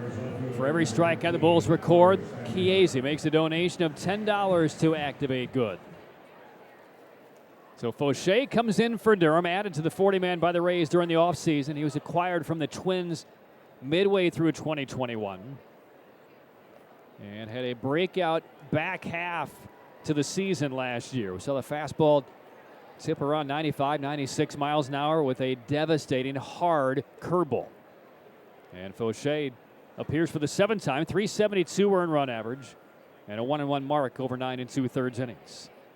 Spangenberg opens things up. Strike 1, 93 at the knees. Ogando works a couple of innings for the Bulls. 3 hits and a solo home run to Yepez. And fan 2. Out of the stretch with the base is empty. Fauché, there is the breaking ball. Long chopper charging in. Brujan takes the first hop and heaves it to first base. Spangenberg outs. Could you have attacked that ground ball with any more verve than Vidal Brujan? He was back at shortstop, angling up the middle. I mean, that ball was chopped off a home plate, and he's sprinting forward like Usain Bolt and made a stumbling stop on the ball and then threw it with every ounce of his being to first base and Haley. 1 out, none on. Mendoza. Breaker in the dirt from Fauché. I mean, that's exactly how you should play it, but we haven't seen Vidal Brujan make a throw like that really ever in his Bulls career, and I'd hate to be Jim Haley's glove. That one would have hurt, especially if you catch that not in the web. Fauché grabs the outside corner. Ball and a strike on Mendoza. I wouldn't mind to have a radar gun on that throw from Brujan.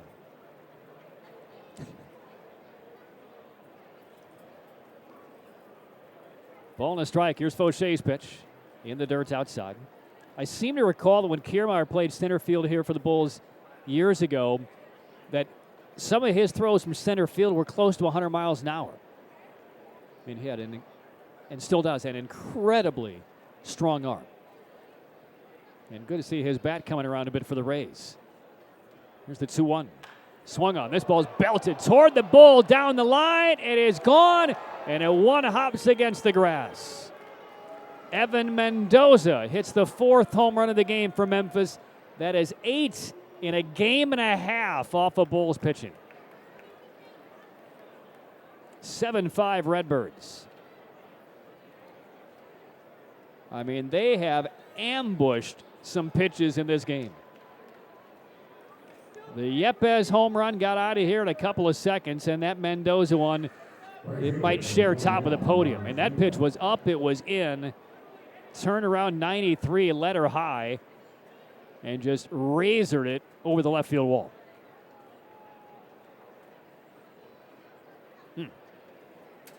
7-5 Memphis. Now Nootbaar. And Fauché misses outside. 3rd home run in 10 innings Fauché has surrendered this year. And Mendoza's 2nd of the season. Nootbaar 3 for 3. 2 doubles and a single. And Fauché drops one on the outside corner below the belt. Well, Memphis came into the game with more home runs than anybody in AAA. They will not be passed tonight. 1-1. Inside and low, breaking ball. They began the game with 35 home runs. They've added 4 more to that tally, so 39. The second most prolific home run hitting teams, Columbus, Worcester, and Reno, all with 29. Depending on their games tonight, Memphis might lead them all by 10. Breaking pitch high on Newbar. 3-1. I actually did catch the end. I mean, how's my life looking, right? Last night, Bulls played during the day. Baby's asleep. Have an hour to kill around 9 or 10 before I go to bed. As Newbar sends a high fly along the left field line. Over is Bolt, and in fair territory makes the catch. Feet were straddling the line. Newbar flies out. So what did I do with the hour I had free while my wife is watching Cade go to sleep? I dialed up Jared Sandberg's game in El Paso last night and saw the Chihuahuas clock out a couple of home runs late in that game, including a grand slam.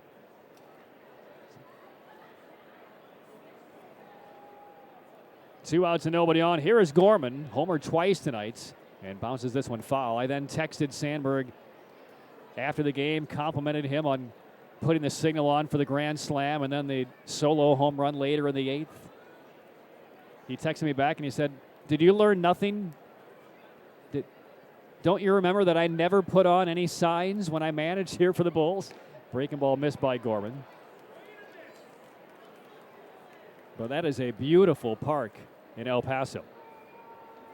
And then I clicked on the Las Vegas Aviators home game for a couple of minutes. That's an incredible new park they have in Vegas as of a couple of years ago. I need to get around a little bit more. Here's the 0-2. Swing and a high fly by Gorman. Right field hit deep again. Masterboni across the warning track. This one's to the wall, and it is off of the wall.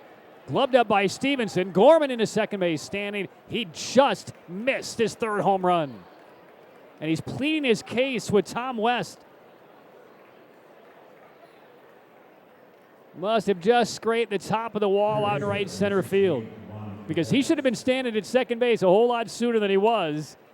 So he may have broken into a home run trot right there. Yeah, he was kind of taking it easy down the first base line. Then he saw it hit the wall, or at least played by Masterboni and Stevenson. Then he kicked it in and did beat the throw. We'll take a look on the TV side and see where this ball came down. It looked like it did hit the LED on the way down. So the umpires appear to get that one right. It's a double for Gorman. And he's disappointed with it. Pitch upstairs on Yepes. A couple of feet away from a 3rd home run for Nolan Gorman. 2 outs, he's at second. Yepes has homered and doubled tonight. So 8 more extra base hits by Memphis. They had 9 yesterday. And we are just in the 6th inning tonight. But it's only a 2-run game. Memphis leads 7-5. Fauché to Yepes. Breaking ball at his knees. Good pitch.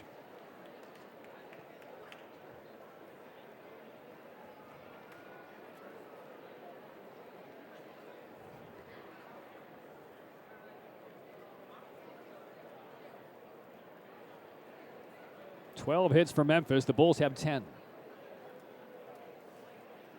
Gorman bluffs hard toward third. Now he takes off again, and then he stops again. And Fauché misses inside. Now this is one of the areas we were talking with Brady Williams during that Norfolk series. There are a couple of pitchers on this Durham Bulls staff that teams have targeted to run almost at will, and Fauché is one of them.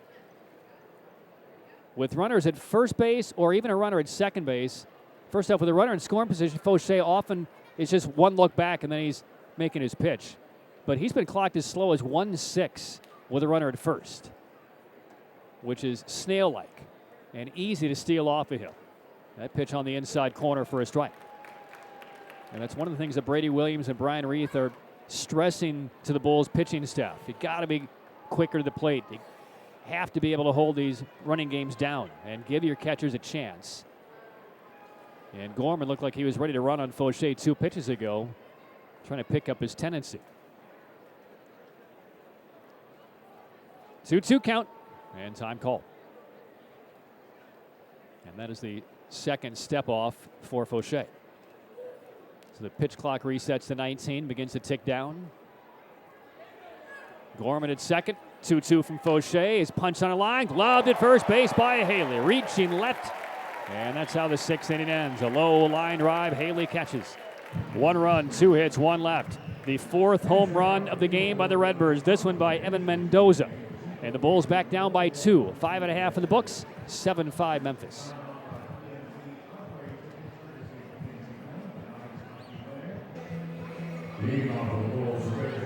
Once again in 2022, the Couch Oil Cares College Scholarship is back.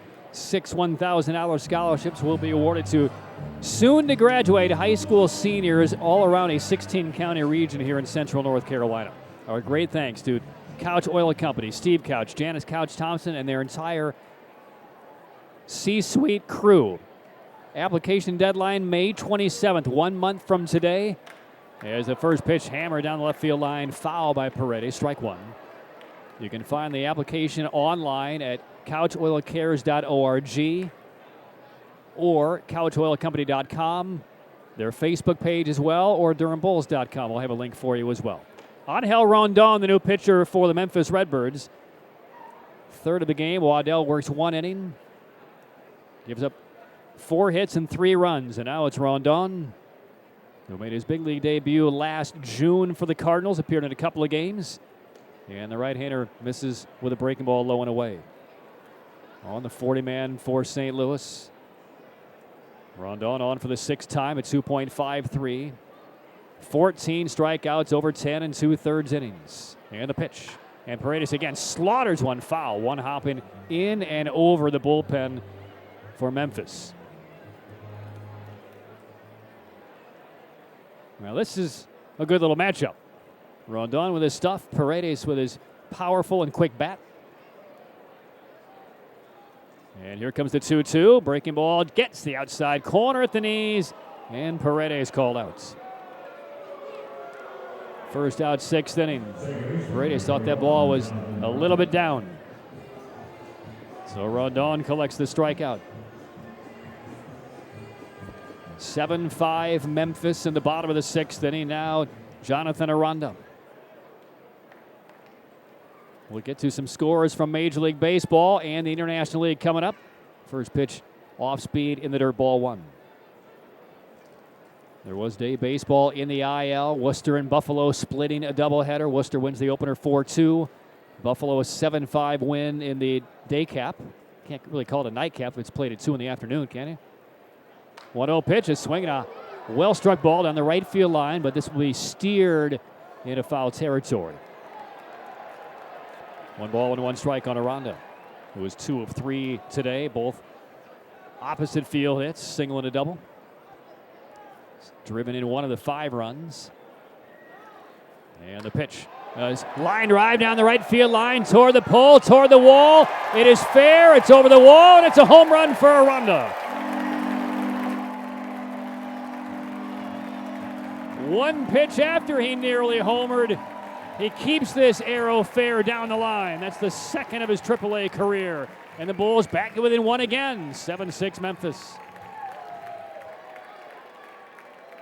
I mean, we are seeing some heat-seeking missiles leave this ballpark tonight.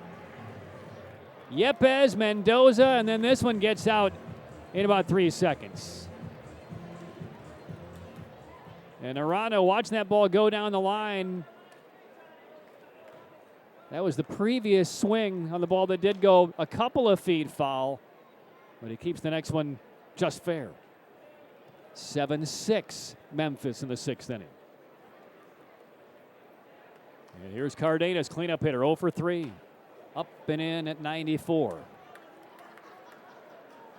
Bulls have never led, and they've never tied this game. Memphis led 3-0 after a half inning, 5-1 after 1.5.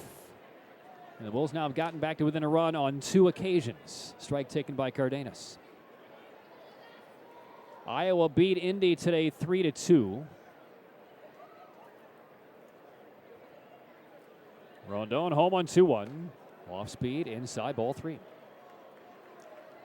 in 10 innings. St. Paul 3-2 win over Nashville. Everything else is tonight. Syracuse and Rochester postponed due to rain. They'll make that up as part of a doubleheader later this week. 3-1 is fouled back off of the mitts of Herrera. Columbus and Louisville tied 5-5 in the 7th. Columbus enters the night with the best record in the league at 13-6. Charlotte pounding Jacksonville 10-0 in the 7th inning. Here's the wind and the 3-2 from Rondon, and it's lifted to left. Spangenberg goes back to the track near the wall, jumps up, and he does make the catch. Well, a better effort that time by Spangenberg after he struggled playing a ball off of the wall earlier in the game. Perfect route that time. Feeling back for the, not just the Blue Monster, but the LED big video board embedded in there. And a good play by Spangenberg. 2 outs. And now Proctor. Lehigh Valley a 3-1 lead over Scranton in the 7th. Ball 1 almost clipped Proctor in the knee. Gwinnett up on Norfolk 6-2. Toledo up 8-0 on Omaha in the 4th inning. So those are the scores from our league. Pitch on Proctor, swing and a miss. Did see where Adley Rutschman begins a rehab outing for the Baltimore Orioles in A ball. I didn't see any announcement that he might have been moved to Norfolk yet. High foul pop, left side. Herrera in between the line and his dugout does make the catch. That retires Proctor, and the Bulls are done in the 6th inning. But Aranda socks out Durham's first home run of the game, and the Bulls pulled back to within 1. We'll head to the 7th from the DBAP, 7-6 Memphis. College degree at a time and place convenient for you and your family. Campbell University offers a Bachelor of Business Administration for adult learners seeking promotions or entrepreneurs starting a business on their own terms. Accelerated 8-week sessions, convenient course times, flexibility to manage work and family. You can find all the information at aoe.campbell.edu/Raleigh. We start the 7th inning. Bulls have nosed back to within a run for a second straight inning, thanks to Jonathan Aranda's second AAA home run. Memphis leading 7-6, and Fauché gets his second inning of work for the Bulls. Needed 20 pitches to get through his first inning. Breaking ball inside on Alec Burleson, the DH for Memphis. It was a run-scoring single and 3 ABs.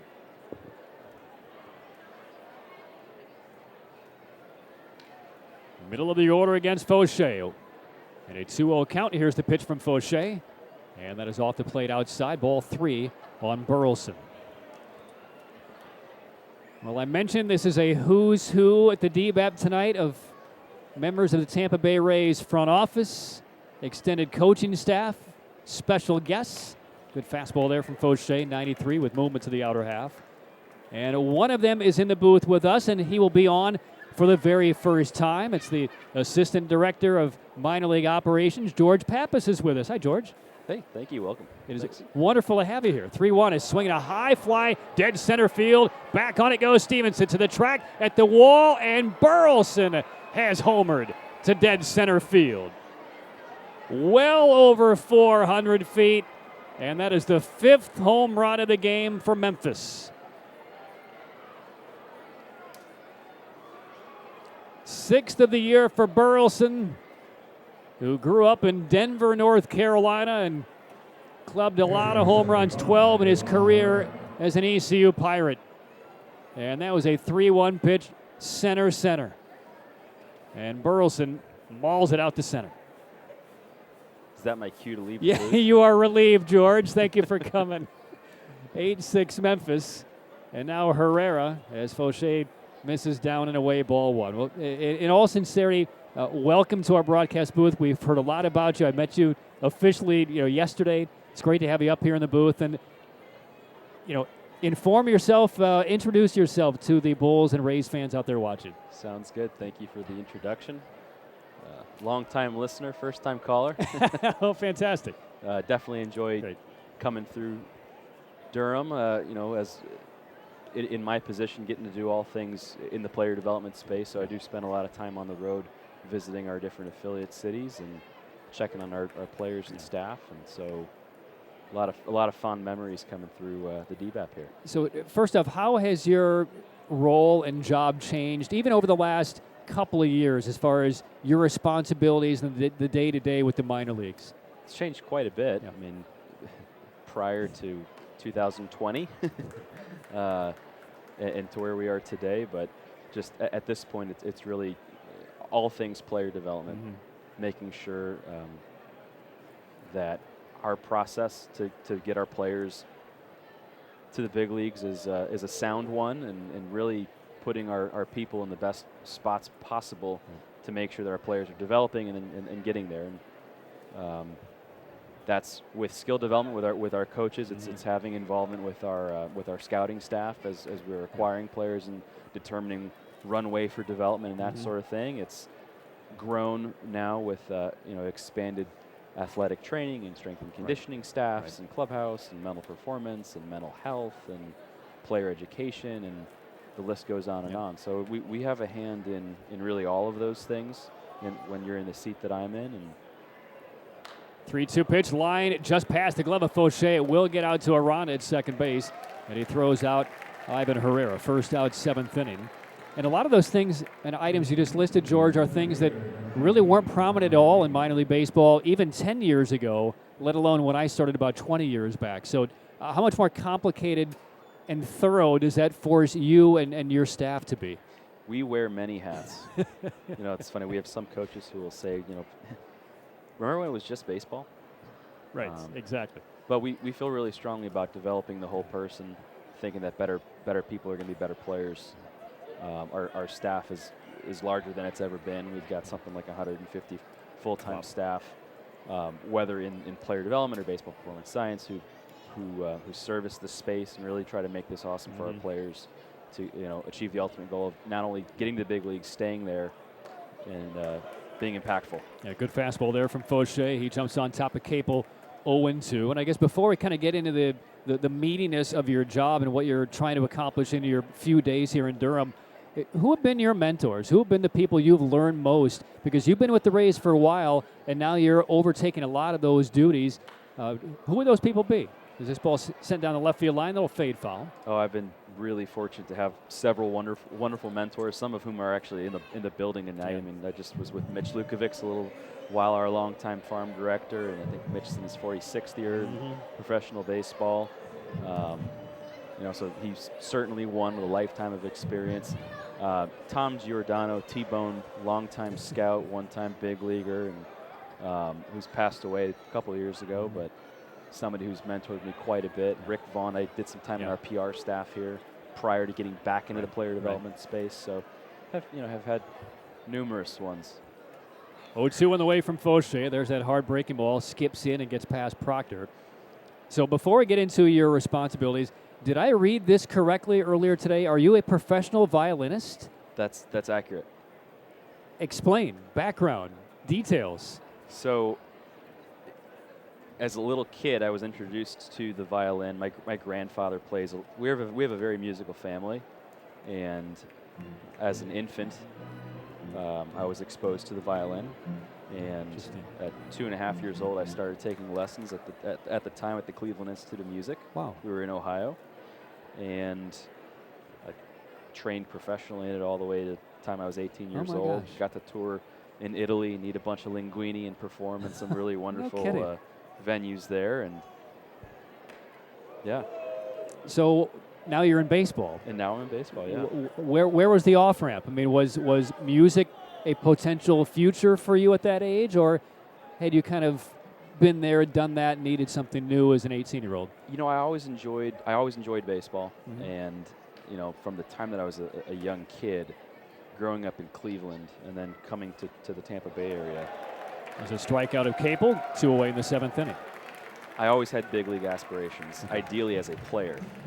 And so, my parents really encouraged us kids to be well-rounded, and it was when we weren't playing baseball or playing hockey or learning how to speak Greek. We grew up in a Greek household. It was music, and so incidentally, the Rays had invited me out to play the national anthem.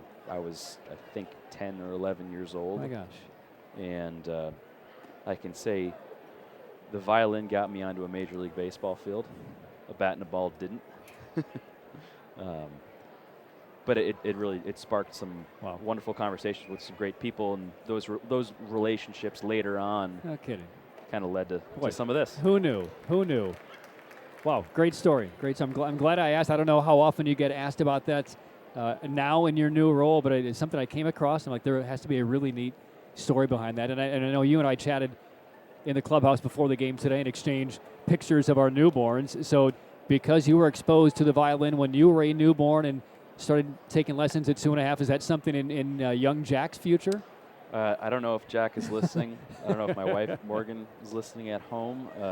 Both can attest that we've exposed him to music early. If it's something that he's interested in, then I'm sure we'll support it. Well, you make me want to go home tonight and start playing the cello in front of Cade while he's sleeping tonight. We'll get into your job responsibilities in the bottom of this inning. 2-2 count, 2 outs, nobody on, and Faucher's delivery freezes Baker and strikes him out. Inning comes to a close. Burleson a solo home run. Stretch time from Durham. More with George Pappas when we come back. Memphis leading Durham 8-6. 8-6 lead for the Memphis Redbirds. Bottom of the 7th inning from Durham. 5 Memphis home runs tonight. That is the most surrendered by the Bulls pitching staff this year. On 2 other occasions, the Bulls had given up 4, including yesterday afternoon. But it's only a 2-run game. Bulls trail 8-6. Master Boney will start the 7th inning for Durham. And Rondon will get a 2nd inning. First pitch, a swing by Master Boney. Fly ball, well struck center field. Capel retreats a couple of steps and makes a stretching backhand catch going back in center field. 1 pitch and 1 out for Rondon. As George Pappas continues with us on the air, the assistant director of minor league operations for the Tampa Bay Rays, which is a well-earned title as long as you've been in the Rays organization. So what were some of the more challenging decisions that you and your staff needed to make in assembling this Bulls roster coming out of spring training? We had a plan for a lot of different contingencies, just with some of the unknowns, as we were waiting, for an agreement in the big leagues. And you have to plan for, okay, well, what if this thing goes on longer and longer? Yeah. Or what if it doesn't? What if, you have to send a team for opening day and it's for a week? And, ideally, you don't want to displace a bunch of players and do a significant line change, if you will, after 1 week. That's not really helpful. That's not our style, at least. So kind of thinking through some of those logistics, and we had to keep some players in Port Charlotte just to help facilitate the end of the big league spring training schedule and shoot guys up to Nashville quickly. So some of those things you think about, and all that factors in just how the staff comes together. We've had some injuries early and over the course of camp during big league spring training that affected some of what we've brought out here. Hanging break ball, scalded into right field. That's a base hit for Ryan Bolt with 1 out in the 7th inning. He's now 2 out of 4, and that will get Haley up as the tying run in the 7th inning as we continue our conversation with George Pappas of the Tampa Bay Rays. Now, you mentioned Mitch Lukovics. We always have standing tickets for Mitch Lukovics. We always have the standing wristband for Mitch Lukovics at the PNC Triangle Club. That's his favorite spot here in Durham. And anytime he would come through Durham, or heck, see the Bulls when we were in Lehigh Valley, close to his home years ago, he wanted to have as much interaction and touch points with players as he could. Just kind of take their pulse of things. What's your style when you come into town?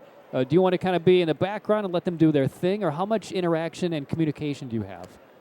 When I started in this in 2013, Mitch, one of the first pieces of advice, and I think it's some of the best advice I've ever gotten in the game, is this is a relationship game. Yeah.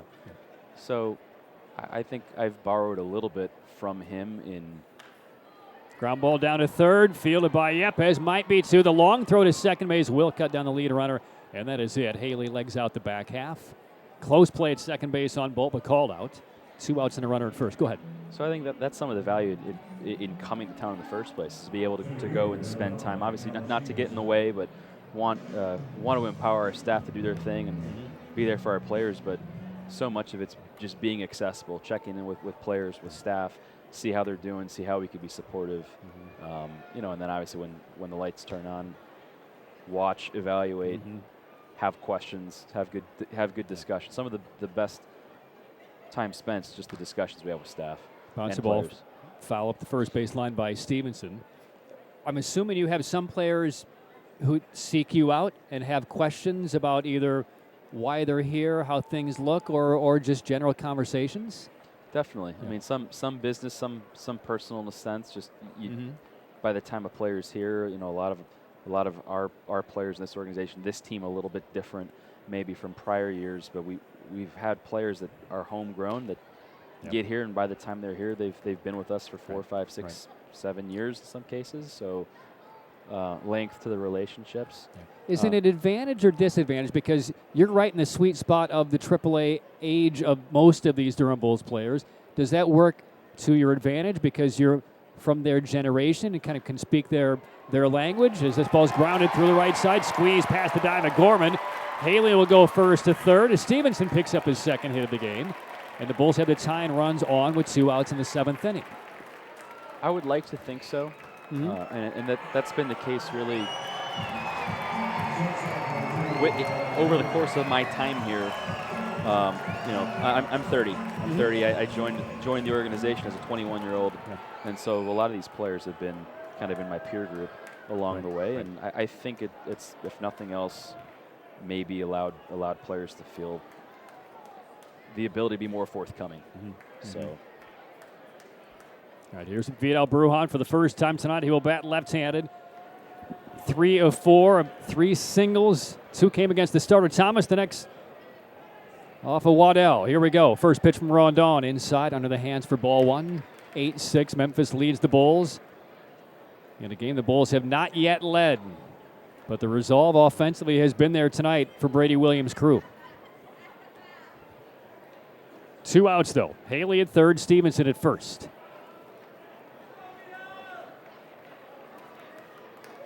And Brujan stands quietly in the left-handed box. Rondon's pitch is a changeup that is outside, and a 2-ball count. So as you wind down your trip here to Durham, what have been your objectives? What are some of the remaining objectives while you're here? So I'm out on Saturday. Still have to spend some time. I like to give each of our staff individual time just to check in, see how things are going. Have to round out some of those conversations. Would like to see a couple Bulls wins. Yes. 2-0 pitch called strikeout or black. We earlier today spent the morning with the team, actually visiting the Carolina Hurricanes. Just clinched their division last night at Madison Square Garden. Got to hear from Rod Brindamore and their staff there, which was pretty special. 2-1 count on Brujan. He represents the go-ahead run. Last of the 7th, Bulls trail 8-6. And time is called, and I believe we have a pitch clock violation on the pitcher, and that's going to move it to a 3-1 count now on Brujan. We've seen a lot of these violations against the Bulls, very few against the opponent, but that's a big one. So it's 3-1. Now you're in danger of either A, grooving a fastball to Brujan, or dealing with Paredes with the bases loaded. The pitch. Breaking ball, swatted the other way, foul. 3-1 slider from Rondon. And this now will give Stevenson and his pretty good speed at first base a head start as the tying run. In the event of a Brujan extra base hit, the Bulls should tie it up. Baker, though, still hanging close to Stevenson at first base. He doesn't want to give him a big running start. Full count, 2 outs. Stevenson on the move, the pitch, a swing, a little jam shot, shallow center. Here comes Capel, and he will get there. And Brujan lobs out to center field, and that will do it for Durham in the 7th inning. Well, George, we appreciate your time. We'll have you up here many more times. Thanks for introducing yourself to the Bulls fans, and congratulations on the birth of your young son. Thank you very much. Appreciate being here, and looking forward to seeing you again soon. All right, Memphis with an 8-6 lead as we head to the 8th inning from Durham. Bulls and the Redbirds head to the 8th inning, 8-6. Memphis still hanging on to the lead. Bulls stranded the tying runs on in the last of the 7th inning. And now to the bullpen for the 4th pitcher of the game for the Bulls. It'll be right-hander Luke Bard. And the first pitch from Bard, a high foul out of play off the bat of Spangenberg. Both teams 13 hits. 5 of those for Memphis have been home runs. And the pitch on the way from Bard, a little bit outside. 1 ball and 1 strike. 8, 9, and 1 for Memphis. As Bard comes in to replace Fauché. 2 innings of work, 3 hits, couple of earned runs, plus 2 strikeouts. And there's a foul into the mitts of the catcher Proctor. Strike 2 on Spangenberg.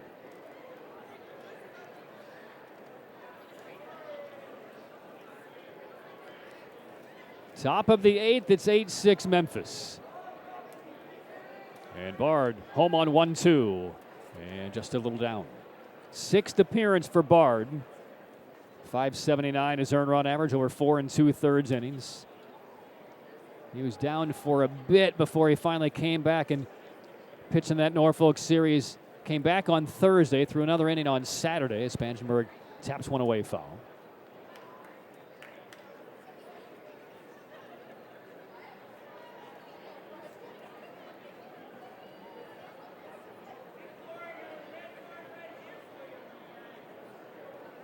Mendoza next, and then Nootbaar.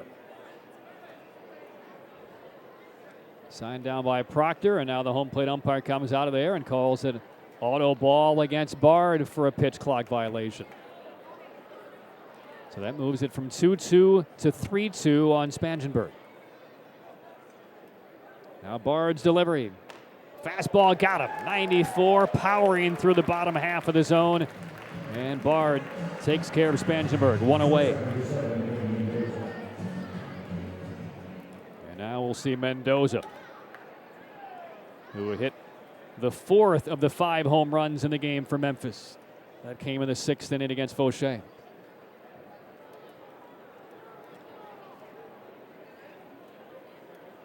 Target by Proctor. Pitch from Bard, almost hit him, ball 1.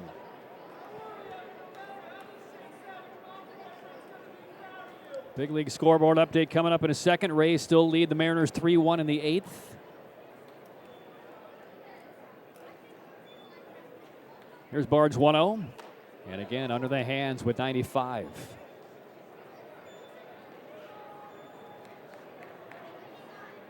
Drew Rasmussen started for the Rays. He went 6 innings, fan 9, a career high. Gave up only 2 hits. 2-0, fouled away, a high fastball. Colin Poche allowed a home run in his inning. Andrew Kittredge is now on relief for the Rays with 2 outs in the top of the 8th inning. 3-1 Tampa Bay leading Seattle. 2 balls and a strike on Mendoza. And the pitch from Bard. Reaching for it, loops it back behind the first base bag. Haley in foul territory, grabs it. And Mendoza the 2nd out of the 8th.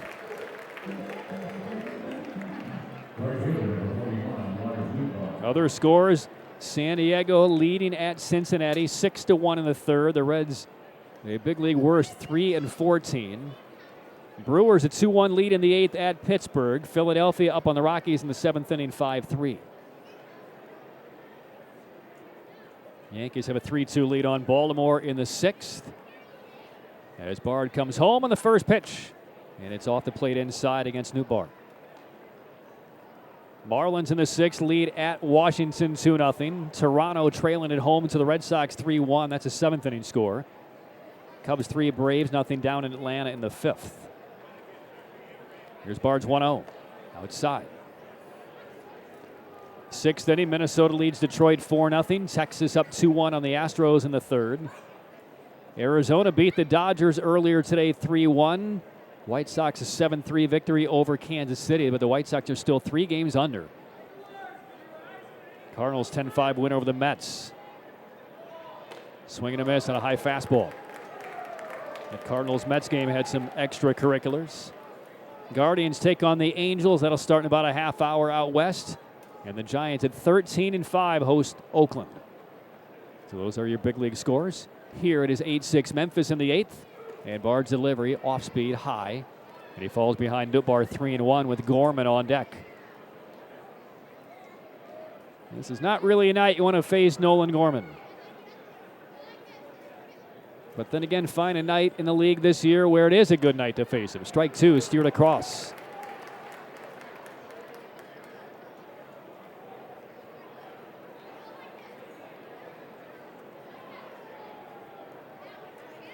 Full count on Nootbaar. 8-6 Memphis in the eighth. And here's the pitch from Bard. Swinging a foul. That pitch was moving up and away on Nootbaar. Would have been ball four.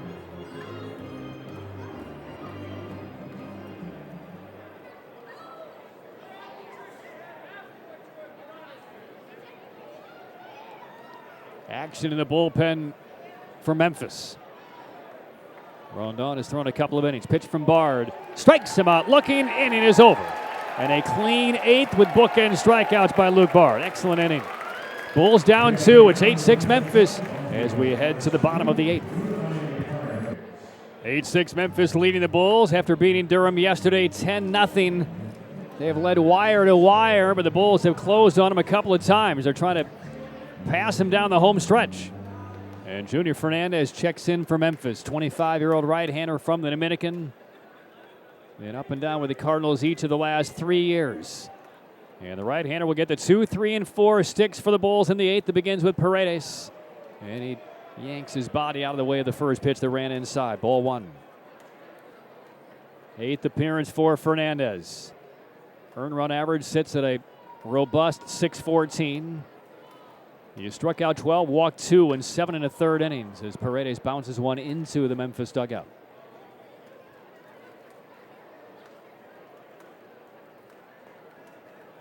Paredes tonight, 1 of 3. Also got hit by a pitch from Thomas in the 3rd inning. And Fernandez on 1-1. And he misses outside, ball 2.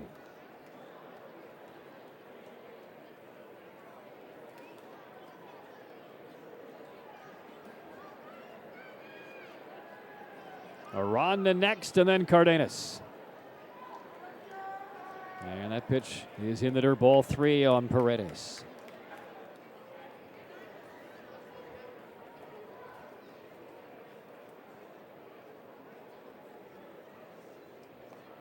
Third baseman Yepes about as deep as you can get and still be on the third base dirt.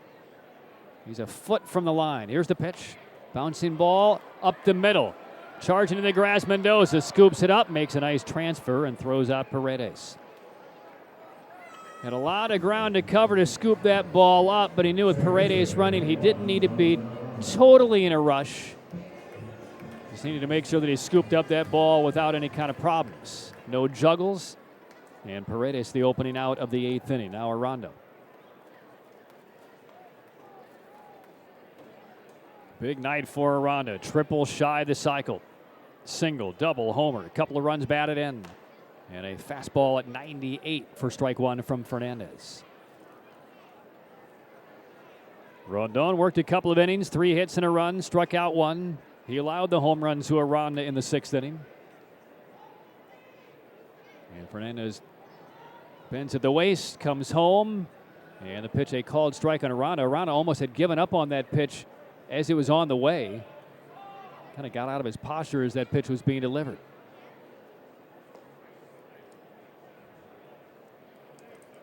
Two strike counts on Aranda.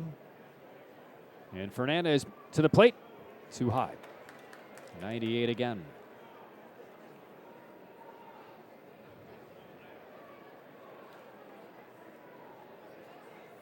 Bulls have had a base runner on every inning in this game.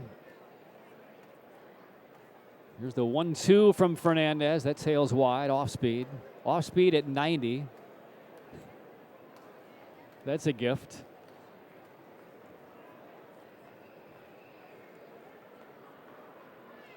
Two balls and 2 strikes. I think that was a changeup from Fernandez at 90 miles an hour. Here's the 2-2. Swing and a miss. 98 up a bit. And Aranda taken care of on strikes. 2 outs in the bottom of the 8th inning. We did not have our first perfect inning until the top of the 8th with Luke Bard. And now Fernandez in the bottom half of the 8th inning is trying to give Memphis its first 1-2-3 frame as Cardenas stands in the right-handed box. Searching for his first hit. He's 0-4 with an RBI groundout, and he cuts through a high fastball.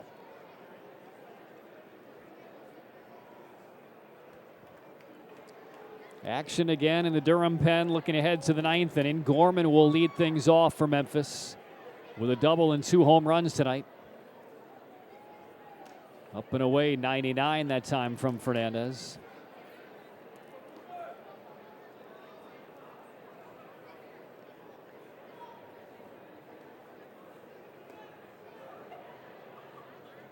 Ball and a strike on Cardenas. And Fernandez powers it home and kills the outside corner. 98 on the spot. 34 big league games for Fernandez, and in 35 innings, he struck out 33 but walked 23 and given up more than a hit an inning. 18 games with St. Louis last year, and he misses the outside corner there at 99. And a 2-2 count on Cardenas.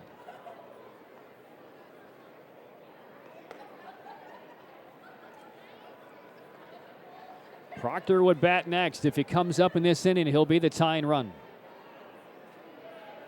2-2. It's hit against the screen, foul right over Proctor's head.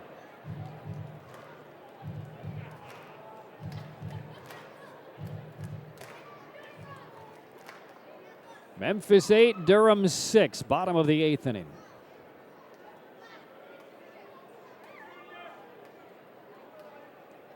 And Junior Fernandez ready. Here it comes. And it's foul again. Kind of an easy cut there by Cardenas.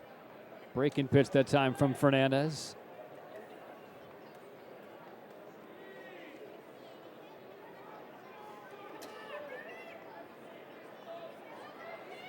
Memphis went ahead with 3 in the top of the 1st inning. Gorman hit the first of his 2 home runs in that frame. This one against Easton McGee.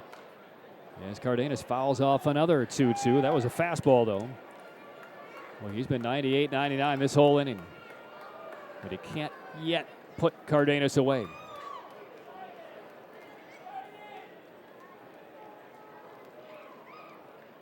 Sign drop by Herrera. He'll set on the outside part.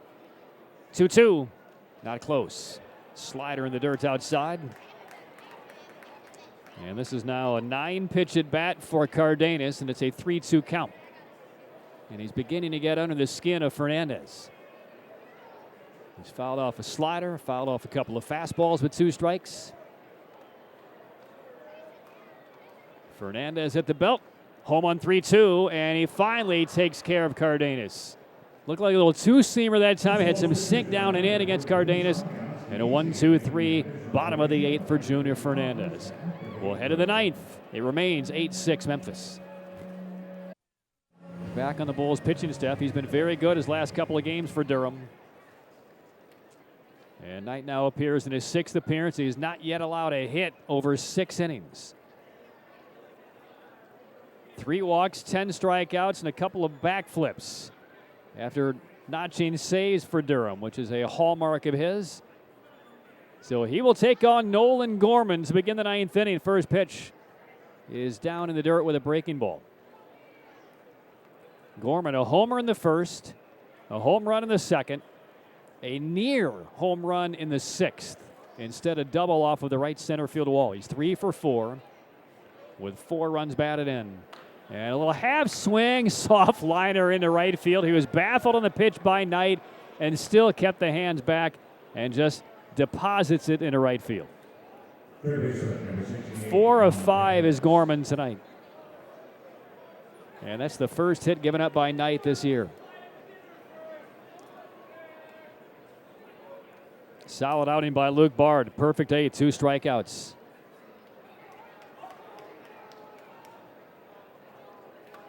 Redbirds lead by 2, 8-6. And a near wild pitch.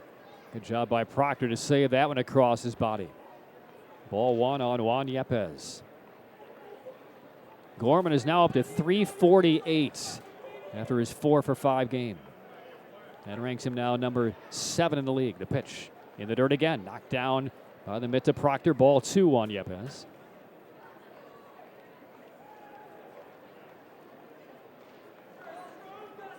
Rays are trying to put down the Mariners. It's now a 3-2 game. Abraham Toro, a solo home run in the top of the 9th off of Kittredge. And it's 3-2 Rays. with 2 outs in the 9th inning. Here's the pitch. Again, a 3rd straight pitch in the dirt from Knight and a 3rd straight dig by Proctor.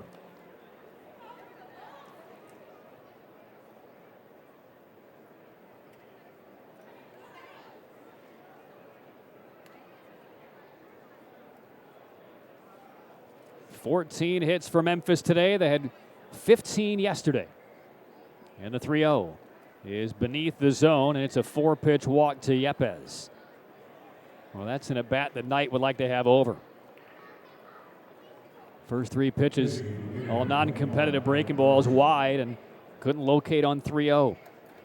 So this inning gets a little bit stormy here for Knight. First and second, nobody out ahead of Alec Burleson.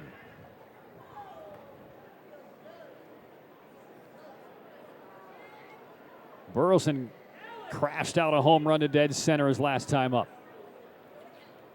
He has a couple of hits in the game, 2 knocked in. And the pitch from Knight down in the dirt for ball 1. So 5 straight out of the zone by Knight after that little check swing single to right by Gorman. There's a right-hander getting ready for Memphis in the pen. Burleson, the lefty, waits on Knight. A look back at Gorman. Here's the pitch. And that is off speed inside. 6 in a row now out of the zone. And Brian Reith getting a little bit restless in the Bulls dugout.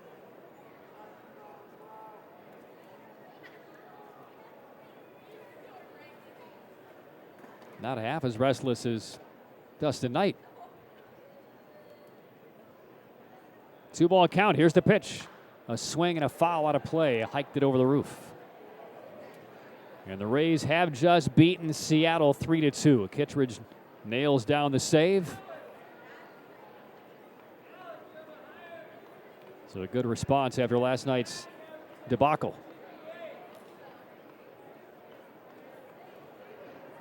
Knight on 2-1. And reaching for the pitch that was down, tipped away foul, 2-2. The Bulls in the bottom of the 9th, hoping to be trailing by just 2. We'll have 3 straight lefties scheduled to bat. Proctor, Masterboni, and Bolt. And then Haley should anybody reach. That's 5 through 7 in the lineup for Brady Williams.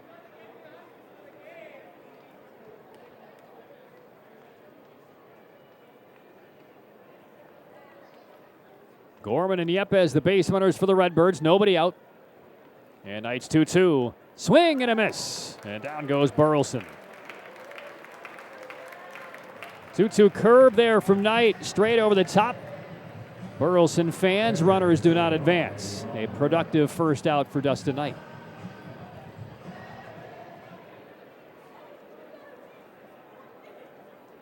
Again tomorrow night, Ryan Yarbrough in a big league rehab for the Rays. TJ Zoik will oppose for Memphis. 6:35 first pitch. Radio airtime is 6:20. Television joins us at 6:30.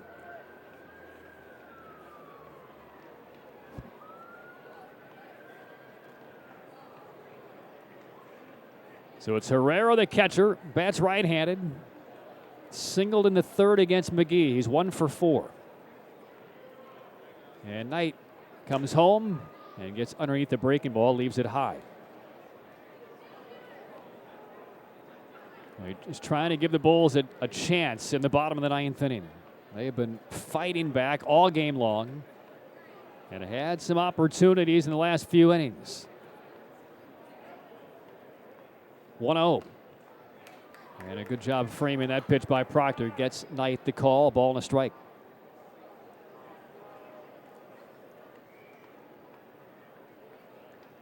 Around to the Bulls' second baseman, plays a couple of steps on the shortstop side. Knight a look back at Gorman and drops in strike 2. Lands that one on the outside 3rd.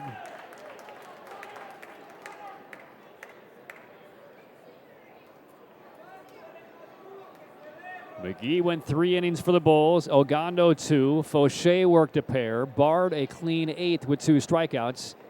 And now Dustin Knight to get some work in. First appearance of the series. Here's the pitch. Swing and a miss. And that takes care of Herrera. So Knight has found something here, more with his off-speed stuff. After throwing 6 straight balls, he Fan Burleson, after falling behind 2-0, got him on 3 straight pitches and takes care of Herrera quickly. 2 outs, 2 on. Still 8-6 Memphis, and now Connor Capel, who homered yesterday, has a single and 4 at-bats tonight. Left-handed hitter. First pitch, swing and a miss. A nasty-looking changeup with arm side run from Knight, strike 1.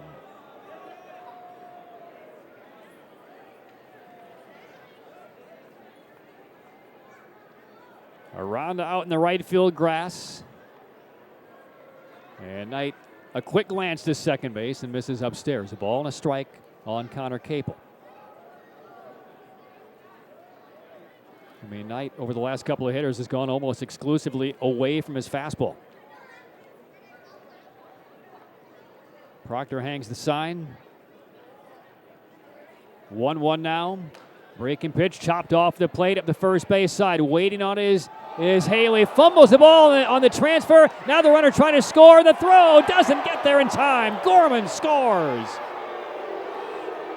9-6 Memphis. And a gift of a 9th inning run for the Bulls.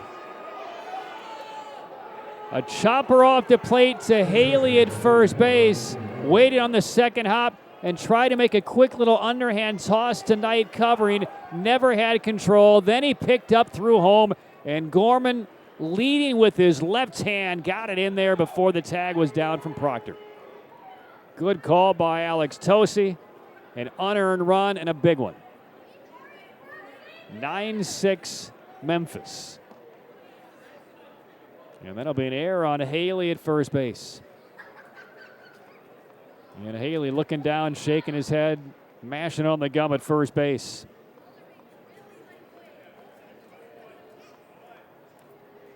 Here's the 1-0. Swinging a high fly, left field line, turning though foul. No play for Bull. Well, a couple of things on that bouncing ball to first base and Haley. When he waited on that second hop, again, Capel can get down the line. We saw Bruhan really attack a long bouncer earlier in the game. And Haley elected to wait back on that second hop. And frankly, if he makes that transfer and toss, I don't know that they get Capel at first base. Still, it's an error on Haley. But it would have been close because Knight was still closing to the back. There's a half swing and a miss on a pitch down and away. So that's number one. The second thing I noticed on a play like that, I mean, we've talked a lot about Nolan Gorman in this series, his power, his ability to play and hustle. If he is not busting it with 2 outs on that chopper to first base, he can't come in and score, but he was. He took nothing for granted. Swing and a miss, and down goes Baker, and that will do it for Memphis in the 9th inning. And because he was sprinting off a contact, he just beat that throw at home plate and gets Memphis an insurance run. Unearned in the 9th inning. Bulls now trail by 3. It's last call. Memphis 9, Durham 6. Homestand continues tomorrow night. Game 3 of the series between the Bulls and the Memphis Redbirds. It'll be a throwback Thursday. The Bulls will wear jerseys in tribute to 25 years as a Tampa Bay Rays AAA affiliate based on the Devil Rays of 1998. Friday night fireworks presented by B.O. Mario after the 6:35 game with Memphis. On Saturday, the Copa de la Diversión, the Cervezas de Durham, will be the outfits, the kits the Bulls will be wearing. Ripken the Bat Dog will be here, and then Sunday we close out the series. Kids run the bases after the game, 5:05 Sunday. Bottom of the ninth begins. Jake Walsh, 6'1" right-hander, is in. And powers a fastball past Proctor to open up this 9th inning. 9-6 Memphis. Unearned run spreads things a little bit wider for the Redbirds here in the 9th inning. Pitch on Proctor, swing and a miss. High fastball. Quickly 0-2. Walsh out of the 17 draft. Taken by the Cardinals. Been with the Cardinals his entire career. 7th appearance for Memphis, and he's upstairs with a fastball. He has 3 saves, 1 win, and he has not allowed an earned run yet. Only 1 unearned run in 8 innings of work, while striking out 10 and walking 3. Shortstop Mendoza plays Proctor up the middle. And a fastball at 96, up and away. 2-2 on Proctor.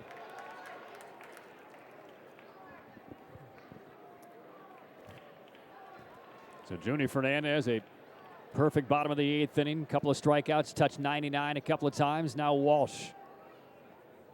And that one is down in the ground, and it's a full count on the leadoff Bulls hitter in the 9th.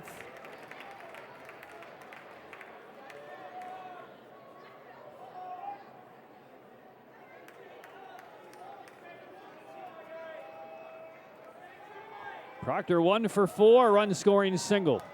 The pitch from Walsh, cut on and missed. And Proctor misses the 96-mile-an-hour pitch. Walsh punches out the first man of this 9th inning.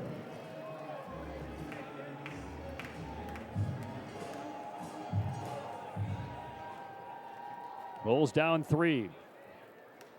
And now it's Mastroboni. Double and a walk in the game for Miles in 4 trips. And a breaking ball lands on the inside corner.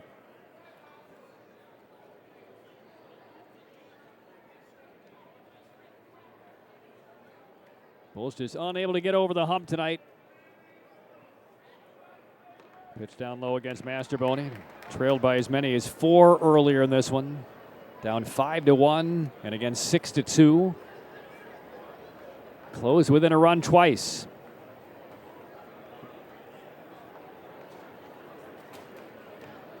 Yepes on the edge of the grass at third as Mastroboni swings away. It's a high fly along the left field line. This will tail into foul grounds, but it could be room, and there is. Spangenberg makes the catch, and then against that half wall, almost flipped himself into the picnic deck down there.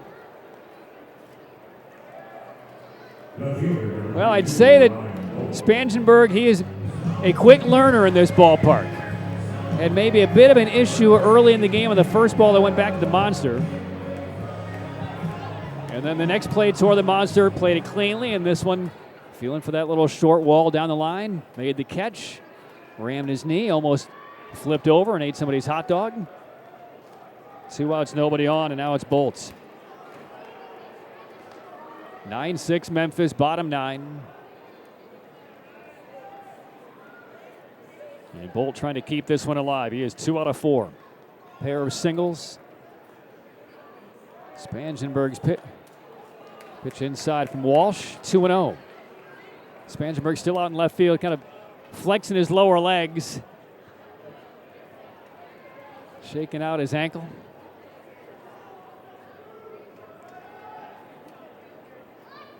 Walsh ready on 2-0. Here it comes. And Bolt sends that one out of play. Going after the high fastball.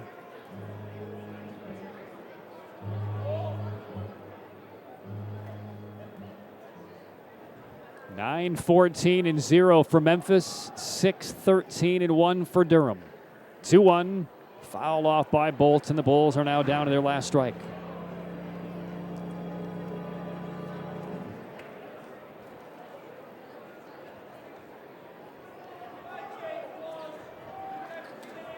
It's been a 5-home run game for Memphis.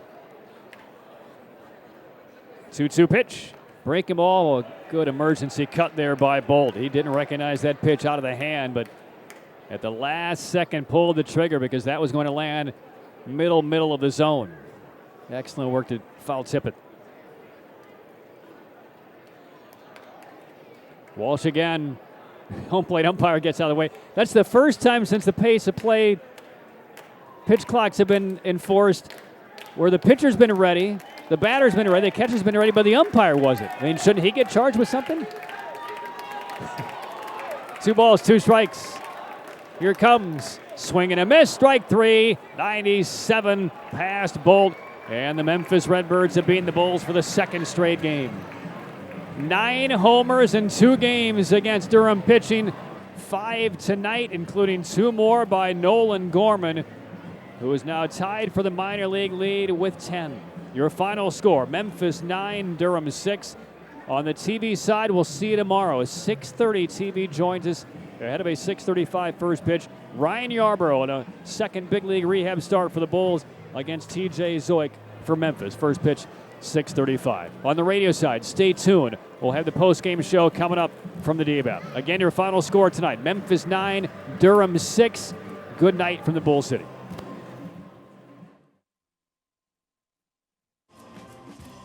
Fans tonight's paid attendance 3,700.